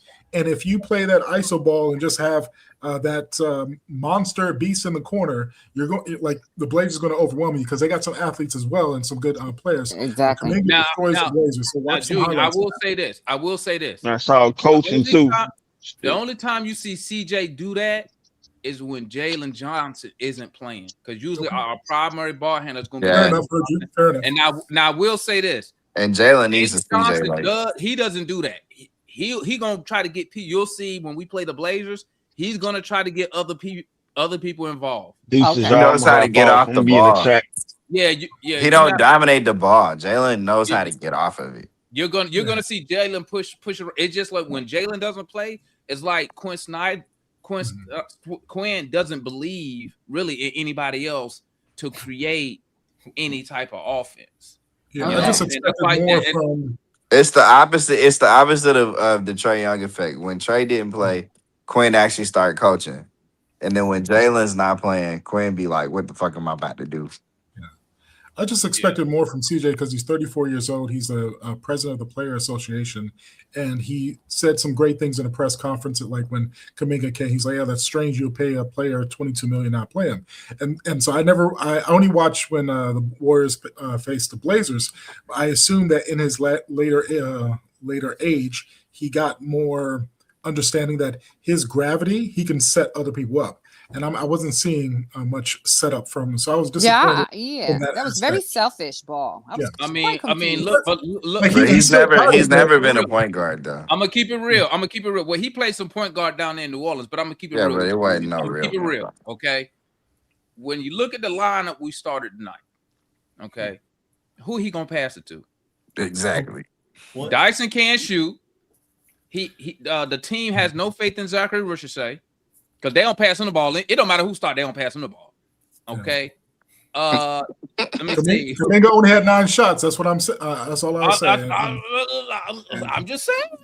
Listen, I don't watch. Hey, we don't. But Kaminga could have shot it more if he wanted to. He just didn't. I watch a lot of Hawks. See, there you go, Jay. There you go, Jay, with that bull demand. That's it. No, it's not bull. That's the truth. If Kaminga wanted to shoot the ball, I'm not knocking him for saying that. I'm just saying if he wanted to shoot the ball more, he could have shot the ball more. Jay, follow me though, Jay. It's basketball. It's a team sport. What you exactly, man. Right, but I wouldn't. Y'all are welcome back whenever, man. Y'all will prevent me from spazzing all the time, man. I'm telling Let me ask you a question. Did CJ ever call for a pick and roll? You want Kaminga to start picking up the bad habits of these selfish? No, I don't. I'm just saying. He said Kaminga only had 9 shots. I said, yeah, he could have had more than 9 shots. He just didn't shoot it that much. You would get more shots if they move the ball like He just chose not to shoot it that much. So I have a question. I have a question. What's your name? Okay. What's your name, young king? So Jay the Hawk fan. Hi. I have a question. What is the strongest offense that the Hawks usually wins with? That's a tough one. Like lately it's just been CJ. Get a ball to CJ in the 4th quarter. Okay. But you know what works real well for the Hawks really run that 0.5 basketball, so it's really read and react. So they run a lot of just regular dribble handoffs. Okay. Until something opens up, so someone gets an angle, and they try to drive it and kick it. Okay. So I mean, that's Quinn Snyder's system in a nutshell. The best thing is they could do is probably either give it to CJ and let CJ try to create some sort of advantage late, or they try to get Jaylen Johnson around that mid-post area where he can just kind of catch it and finish it. But that's about it. That's all they got going And late. you're okay with that? I mean, but see, that's a function of the personnel up to this point has only let the Hawks play that way. Because how do you feel about it? Like, about what? About the Hawks right now? No. I understand the problem. To run. I mean, again, it's like the personnel to this point for Quinn doesn't really allow you to do much more. To run another offense? So with this group, because you needed something like, again, Dyson and Nikhil are so limited as guards. Okay. Like Nikhil is a good scorer to me, but he's not like give me a bucket. He's more, I'm good at running to spots, attacking closeouts, cutting to the basket. Same thing with Dyson. He's good at slashing, playing into the dunker spot. But like you don't have another outside of Jaylen, and like with CJ, there's no other guy that I could just give the ball to and create an advantage for me. That's why they were struggling to score so bad. So now you add Kaminga to it. I gotta see, because in theory that should take a lot of pressure off of Jaylen, because teams have been loading up on Jaylen. And if you got him and Kaminga, it's like, how do you load up? It's not hard to load up on Jaylen when Dyson can't shoot. Dyson can't shoot. So I mean, yeah, it works for the personnel you have. Now that you have more personnel, let's see what he does. You got a guard who can't. Let me tell you what Dyson Daniels do. You got a guard who can't shoot, another one who can't pass. This what Dyson. If people say I'm hating when I do this, Dyson gonna get the ball. Okay, he gonna do this you gonna see this probably about 10 times a game. When we playing a good team, he gonna run to the basket. He gonna dribble real hard to the basket. Right now, remember this dude is a sub 60 free throw shooter, so he don't even want to go to the line. Okay, he gonna attack to the basket real hard. Stop. Triple axel. He hit that little fake spin move, right, and then he panned it, and then he passed. Y'all didn't even look at the basket, man. Hey, listen. I'm gonna tell you like this, man. From you do that little soft floater now. From the years Yeah, I of heard y'all do some of watching, that. from the years of y'all watching the Warriors, right? When you watch the Hawks, bro, like it will give you a headache because you're gonna be like this, like no, it won't. why No, it do won't. they do this? That's what you're gonna He think. don't know what we've been through. He Dyson on offense is like the guard version of Draymond Green. Everything you're describing is a It's that bad. Like he's like the guard version of Draymond. It's an upgrade over. It's an upgraded offense over what we've been experiencing. Because when you said Dyson Daniels going in the lane, stops and pivots, there's a dude that shouldn't be in the NBA over at the Warriors that does that. He goes in the lane, stops and pivots, and he has no idea what he's doing. Kristaps got there, and his first thing that he said at his press conference, he said, "Oh, practice. I like the offense because it's half the time we don't know what we're doing out there." That's what Kristaps said. When he started to practice. That's the offense that Steve Kerr runs. The question I want to bring to you, and I don't have Quinn Snyder on the phone, but tonight you didn't see any post-ups for Kaminga, but the first game, you saw that hook shot pump fake that he did, right? And you saw the third quarter when he was pump faking and getting by people, no post ISOs were called, no pick and rolls were called. And so all of that, like, get the ball to someone on the perimeter and go one-on-one. Like you have the skill sets and players now to do something more. And Jaylen at 6'10" and Kaminga at 6'7" with what he can do. If you pick and roll that, like just you won't see that. Do y'all think Kaminga played more of the small forward role today? Let me say, I want to save you your breath, man. Okay. Arch, you okay, Arch? No, I'm saying, man, it's like it's a mixture of two things, man. I'm appreciative, you know what I'm saying, but at the same time, I'm like, at least somebody. I'm like, Jay, you're not gonna see the pick and roll. Like, okay, maybe you only got one pick and roll player. I'm gonna tell you right now, Julian. Basketball, man. For you to say that the personnel and this is what we can do, like, no, bro, like, man, that's bad. Hey, coaching, man. We just ain't got it, bro. We ain't got it. Hey, Mike. We got players with skill sets that we don't use. Hey, Mike, correct me if I'm wrong. The last person we threw the ball to in the post consistently in the post to score. And then the But what's listen, my boy name? We had Millsap. No, the Gallo. Gallo, yeah. Gallo, we still in the him a lot. And we expect him to work and score in the post. But remember Gallo was really good at it too. Last season though, and like I ain't gonna. But in my arguments about Zach or whatever, and talking about how to use him to get him going and stuff, I was saying to get him to stop in like mid-range post area or post lower and give him the ball. Like what we've been seeing that we don't take advantage of. Zach can finish with both hands from like paint area or whatever, and like he don't like I don't know. I definitely think Zach works better in the power forward. Snyder, here's another thing you want to know, Julian. Quinn Snyder wants us to shoot threes. That's all he wants. Put pressure on the rim. That's it. Man, up in transition, get them things up. 2 feet in the paint. He said he wants 45 threes he tonight. Wants 45 threes a game, bro. But he also wants them to break the paint. Like 45 threes, but he wants them to break the paint first. This is what I said. A lot of dribble handoffs, drive to the middle of the basket, and then kick out. And you'll see dudes get to the rim till somebody springs. It's kind of similar to the Warriors' offense. It's just like they be right there at the rim. They'll be right there at the rim, and they'll pass it for three. Like it's Lord, man, the overpassing. It's kind of weird. Like the Warriors get a lot of looks because of how Steph Curry moves without the ball on the perimeter. The Hawks kind of do the same thing, but they set it up with dribble handoffs into drives. It's just like they play the same kind of accidental basketball. Hey, you know what? I'm gonna tell you this again. I'm gonna hit something else you might want to know. We traded our best 3-point shooters. Really did. Luke and Luke Kennard. So there that go. But Cory Kispert is a shooter. I mean, Luke Kennard will shoot. I don't know what's up with Buddy Hield, man. I think Buddy Hield is Buddy Hield ain't do man. Buddy Hield played one game. Let me tell you what he did. Buddy Hield might just be ready to retire. Hey, Buddy Hield came in the game and watched that young dude run by him, bro. I really think that was his retirement moment right there. When he saw that young dude run by him, and he tried to reach, I was like, why he on the court, bro? Buddy is there too. Buddy is there to help integrate Kaminga as far as like his hype man. Buddy was there to match salaries. That gotta be it, bro. Because he was let everyone know.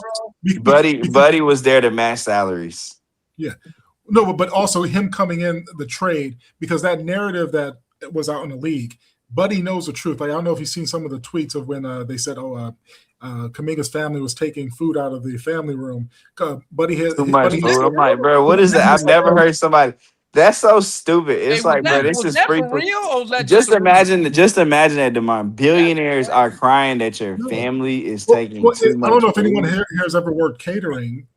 Catering, food is thrown out in mass Every day. Yes, My mama especially- does catering. It's like, bro, yes, especially in y'all are millionaires complaining that his family is Yeah. taking food. They were just trying to paint a narrative. We know what time it was, and it was Like, bro, offensive. come on, man. And they like, come on, man. This They dude is from It the was Congo. offensive. You know what I'm saying? They was hungry. And They that's why they toasted, said come and that. get that food. And that's why they said that. It was That's offensive. wild.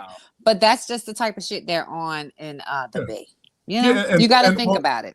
Well, back to Buddy, he's like the defender, and I think that he came into the locker room and told everyone what's up, because Jimmy Butler, he is a full supporter of Jonathan Kaminga. He says that Kaminga is better than him at 23, and I'm pretty sure Buddy Hield's the talking face for Jimmy Butler for the Hawks locker room to say, hey, listen, you got to lean into this guy. He is what we're saying that he is, because that narrative that came out from the Bay, that was just like someone wrote an email to the other channel. He's like, they were doing buck breaking. They were trying to lower Kaminga's status as far as what he can be, because they overpaid Jimmy, Curry, and Green, and with the first apron and second apron, they couldn't give Kaminga $30 million. Right. So We they ain't had got no money. Yeah, they had to make him seem like, oh no, he's not worth $20 million. There's another guy named Moses Moody who he's worth more than his contract, which is like $12 million. Like 11. What's Yeah. up with Moses Moody? Because I feel like he was supposed to be like actually good. When Well, honestly, we don't know. We don't know. Like, can he actually get buckets? I've seen his training videos. I'm not quite sure if he's like there for real. I would say Yes, his okay. ceiling is Chris. Like, I think he Middleton. could be a 15 million a year. I mean, Hey, I'm out, 15 Mike. point a game player.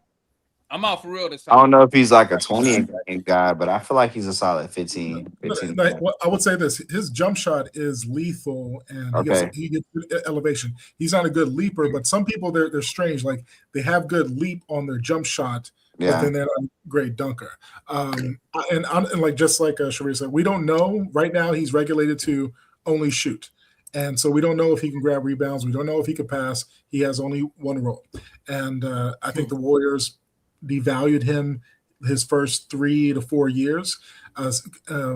Things that were happening, for example, with Kaminga, there's a game 2 seasons ago where he had 16 points going to in the middle of the third quarter on a heater. Kerr sat him with a 14-point lead and then never put him back in the game. And the Warriors ended up losing that game by 3 points. So that's the kind of stuff that Kaminga and Moody were going through. They were lighting it up, and then they'll get benched and they won't get back in the game.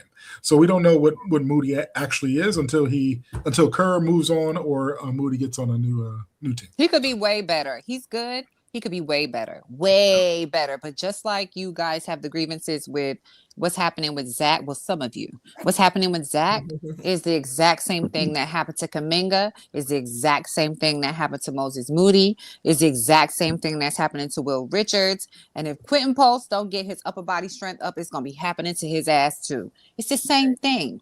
It's hard to Exact be same a thing. young player on teams that are trying to be good. Yeah. You kind of gotta be. I mean, that's just what it is. The Hawks are still trying to win. Like, we talk about it all the time out here. We're not. When we got the first overall pick, we were supposed to pick 10th that year. Like, and somehow we got the number 1 overall pick, and we really weren't that bad. Like, we were a playing level team. It didn't work with DeJounte and Trey, but it wasn't like, because we didn't own our picks, we couldn't just bottom out last year. So the goal was to avoid giving the Spurs this top pick.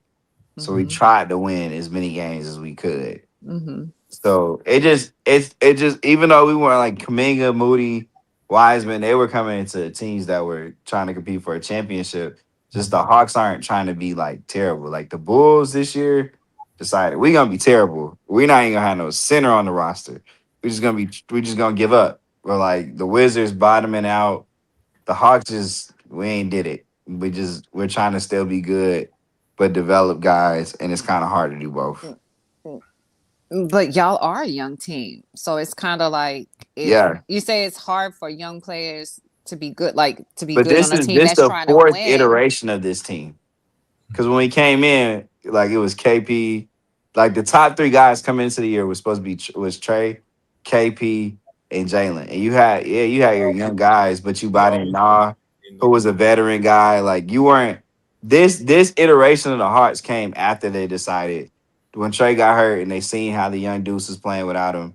They said, okay, we're gonna go all in on the young core. We're gonna move out Trey. We're gonna get out of KP's contract. We're gonna move Luke Kennard. Like all the dudes that were veterans, now they're gone. But for most of the year, it was like Zach was getting benched for Vit Krejci and Luke Kennard because Coach wanted a veteran on the court. Mm-hmm. And now it's so you're crazy seeing that Nikhil is a veteran on this squad and he's under 30. I'm just so Yeah. used to, guys being 40.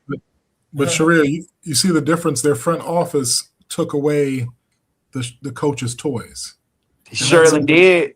And that's Surely did. We were asking the Warriors organization to do for Kerr because there's a guy named GP2 Gary Payton II and some others that was like, you shouldn't be playing him.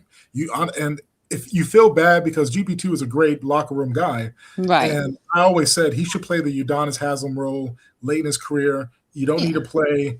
Just be everyone's best friend. In the locker sit him down. Yeah, get $3 million, be the practice guy, play great defense in practice, so they can be prepared for the other guards in the league. And so, but it seems like the Hawks took away toys from the they traded Vit randomly. They just traded him for seconds, and then they got forced him to play different guys. So right, definitely. And Nah, it's so funny that you said it's funny to see Nah as the veteran, but Nah is the leader of the locker room. I know. So I like him. In a lot of ways, it's kind of Nah. It's like all those dudes defer to Nah. Like Jaylen, they know Jaylen's the best player, but that's why I like how Kaminga is here. Because he gives you a clear hierarchy. Before it was is Nah really the guy? Shit. Like, who knows? Like people, I don't know. Now Nah knows, like, okay, you're third, fourth guy. Man. No, but I'm happy for it's you still his guys. team. It's still his team. So I hope this well, she was jokingly calling him T'Challa. I hope he be as good as you guys making him sound like. I only watched him when we played the Warriors, when we played y'all. So do y'all remember when Kaminga went 11-11 against Jaylen Johnson 2 seasons ago? I mean, JJ sucks. I know on Club 520 they was arguing after Jaylen got that contract. They were like Kaminga wasn't better. A lot of extreme stuff. What I mean is that JJ sucks on defense mainly or whatever, and like I don't know, JJ just every time I feel like I watch Kaminga against him, Kaminga be killing JJ. Every time. Well, I'll say this: Kaminga's 23. Kaminga, I think is a better all around player, but Jaylen's a star. He's 23, but if the coach realizes that he has the most experience, like I mentioned, all his mentors, all his playoff experience, his championship run. He did start some of those games to get that ring, especially what he did against the playoffs against the Wolves. He probably is your most experienced player right now mentally, even though he's 23 years old. Because he's and it might be a blessing in disguise. He's kind of done it all already in his career. Because his blessing in disguise, like in life, hardship leads to greatness. And the experience with Warriors, he absorbed so much. He'd been through so much. He's forced to watch. You can hear that he's a student of the game, and the fact that he has that belief that I know what I am, because we see him in the off season. We see how other players view him, and we see when he goes at Ant Edwards, and Edwards has to tell Jaylen Johnson, "Oh, y'all gonna love Kaminga," because Edwards know this guy's a problem. Edwards said, "I can't wait to get to Atlanta." Yeah, he knows what time it is, and Nikhil is okay. Trust me, Nikhil is okay. He's okay. No, Nikhil, I'm not gonna care if he goes to the bench or not. He went back to the bench and Trey was healthy, but I don't know. It's not it's the coach. It's the coach, and also who is your defensive coach? Who's in charge of that? Who's in charge of that? Who? Ryan Smith. I don't know him. Let me Google him. He was good. So he was good in the G League. He was the G League coach. They bought him up. But when he was in the G League, he was working with like Jaylen Johnson, B. The Like defense is he's actually a good. Honestly, I want them to fire Quinn and give Ryan Smith the job because the I can't. defense is Ryan good. Smith. Nah, I Schmidt, think Schmidt, The defense Schmidt. is good. The offense just needs to lean into what they're good at, and going ISO with CJ or Nikhil is not it. Nikhil is a great defender and a great spot up shooter. That's what he was on the Wolves. You got to get him back to what his role is. He can stay the starter, but the coach needs to have the hierarchy, like people saying. Have your gap. Yeah. People be calling Nah ball hug. It's just like he just can't pass. Like that's the only thing. If Nah can make plays off the dribble, Nah, he can make. He man. can pass. They gotta catch it. They gotta Nah, come to the man. I'm ball. trying to tell you, he tries it. So if He's he really can bad. pass, Like Nah is then so I bad. watch I've been him saying not this all pass. year, man. Oh, This man, but dude, man, Nall said it before the season, man. He on his objective, his number one objective this season is to change the narrative about him, man. He trying to show that he man, Nah is terrible as a Nall passer. doing. Nall trying to show that he can average 20 points. He gonna do that. Man, come on, man. That's Mike, what you I heard was me saying. complain about this. And Nah bought the ball up one time on a fast break, like transition play. He had KP in the post on a small. It was just him. It was like maybe a 2-on-2 fast break. Nobody had picked Nah up. Okay. No pressure on the ball. Everyone's coming up. They tried to throw it into the post to KP, who is playing Cleveland, I think. Nobody is pressing this dude. He missed the post entry pass to KP by 3 feet. And it kept happening. And that's when I say, yo, Nah just really can't. I went back, watched him at Virginia Tech every level. It's just been the passing. He can't move. He can't throw a pass without it being deflected or turned over. And defenses know that.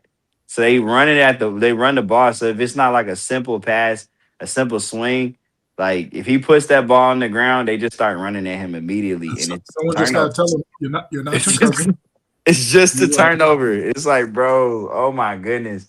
But it was one time we needed a 3 to tie the game versus Denver. He had Luke Kennard in one corner, Vit Krejci in the other corner. He got sped up and panicked and ran straight for the layup. But it's like, bro, all you gotta do is look to the right or the left. Just pick your head up. And boom, the tying 3 is right there. But he turns it over so much, he just starts losing confidence and moving the ball. Oh, And there's different kinds of turnovers. Like there's turnovers that. no, his are the worst. Live ball. Dog has like zero. I would prefer if he got up in the air, if he was just trying to throw it, I prefer him to just throw it out of bounds. But Mike will tell you, Nas turnovers are live ball. They'll rip him when he's trying to dribble. He'll dribble it, and he'll dribble it in traffic and it'll pop off his foot. But instead, it's just something about him. Every time he dribbles off his foot, it don't just dart out of bounds. It literally bounces to the defense. It's another lie. Like Nas turnovers are all live ball. He's 27 and he's It not. is all live ball, man. He's not a 20-point per game scorer. He needs to tone it down. Be a 15-point per game scorer. Still feel good about yourself. Be that 3-and-D. Man. Because tonight there was never the How many second turnovers not average? I bet he averages the same amount of turnovers as assists too. That's the craziest part. Yeah, I bet I'm willing to bet it. 3.8 assists. Okay, he's at 2.1 turnovers a game. He's for not. 3 He's not. assists. Or at least I don't know if it's. I don't know. It could be Quinn because Quinn does it. Quinn don't bench him when he's turning the ball over. Defense doesn't come first with him. So for me, what kind of made annoying with Nah, or what made a Nah kind of annoying to me at this point is that his defense isn't really like that either to me. Like, I mean, when I watch it, it be like that, but then at the same time, when I go back and like kind of do the little film stuff, with the channel and everything like that, like I watch it like Nah just I don't know, I guess at best maybe average or whatever, but like I feel like he just run hard, put it like that. So since people see him run hard, Nah, that's it right there. That's it's it. like He runs hard. it's like he get by where people just kind of like, oh, I'll be defending. And I'm like, I ain't looking at this like, man, nah, bro, he be in the wrong place. He makes enough plays to for you to the believe paint he's really too good. far sometimes, whatever. Like, what are you doing? I'm watching it against Miami. His hero was just like bad defense. And then on top of that, it's like at times where it's like, yeah, I'm saying like you ain't even own the perimeter scorer. I'm like, what the heck I got you for then, dog? Like you know, I need you and Dyson to always have the mentality that no, we guard the best perimeter guy at all times. Like we're not finna have CJ on.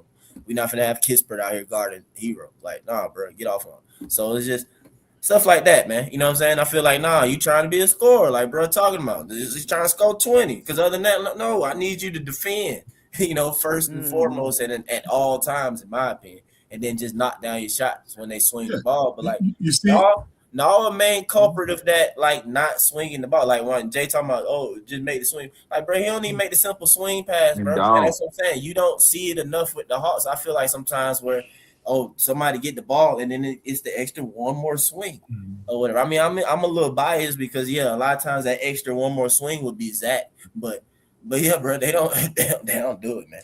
Well, you see how easily Kaminga gets to the line, and that's not with running any plays for him. If you were to lean into that ground and pound, he can shoot 15 free throws in a game. He's done it before. Get it to him like that. No, I like Kaminga in the role where like he gets to just play off Jaylen and be the scorer.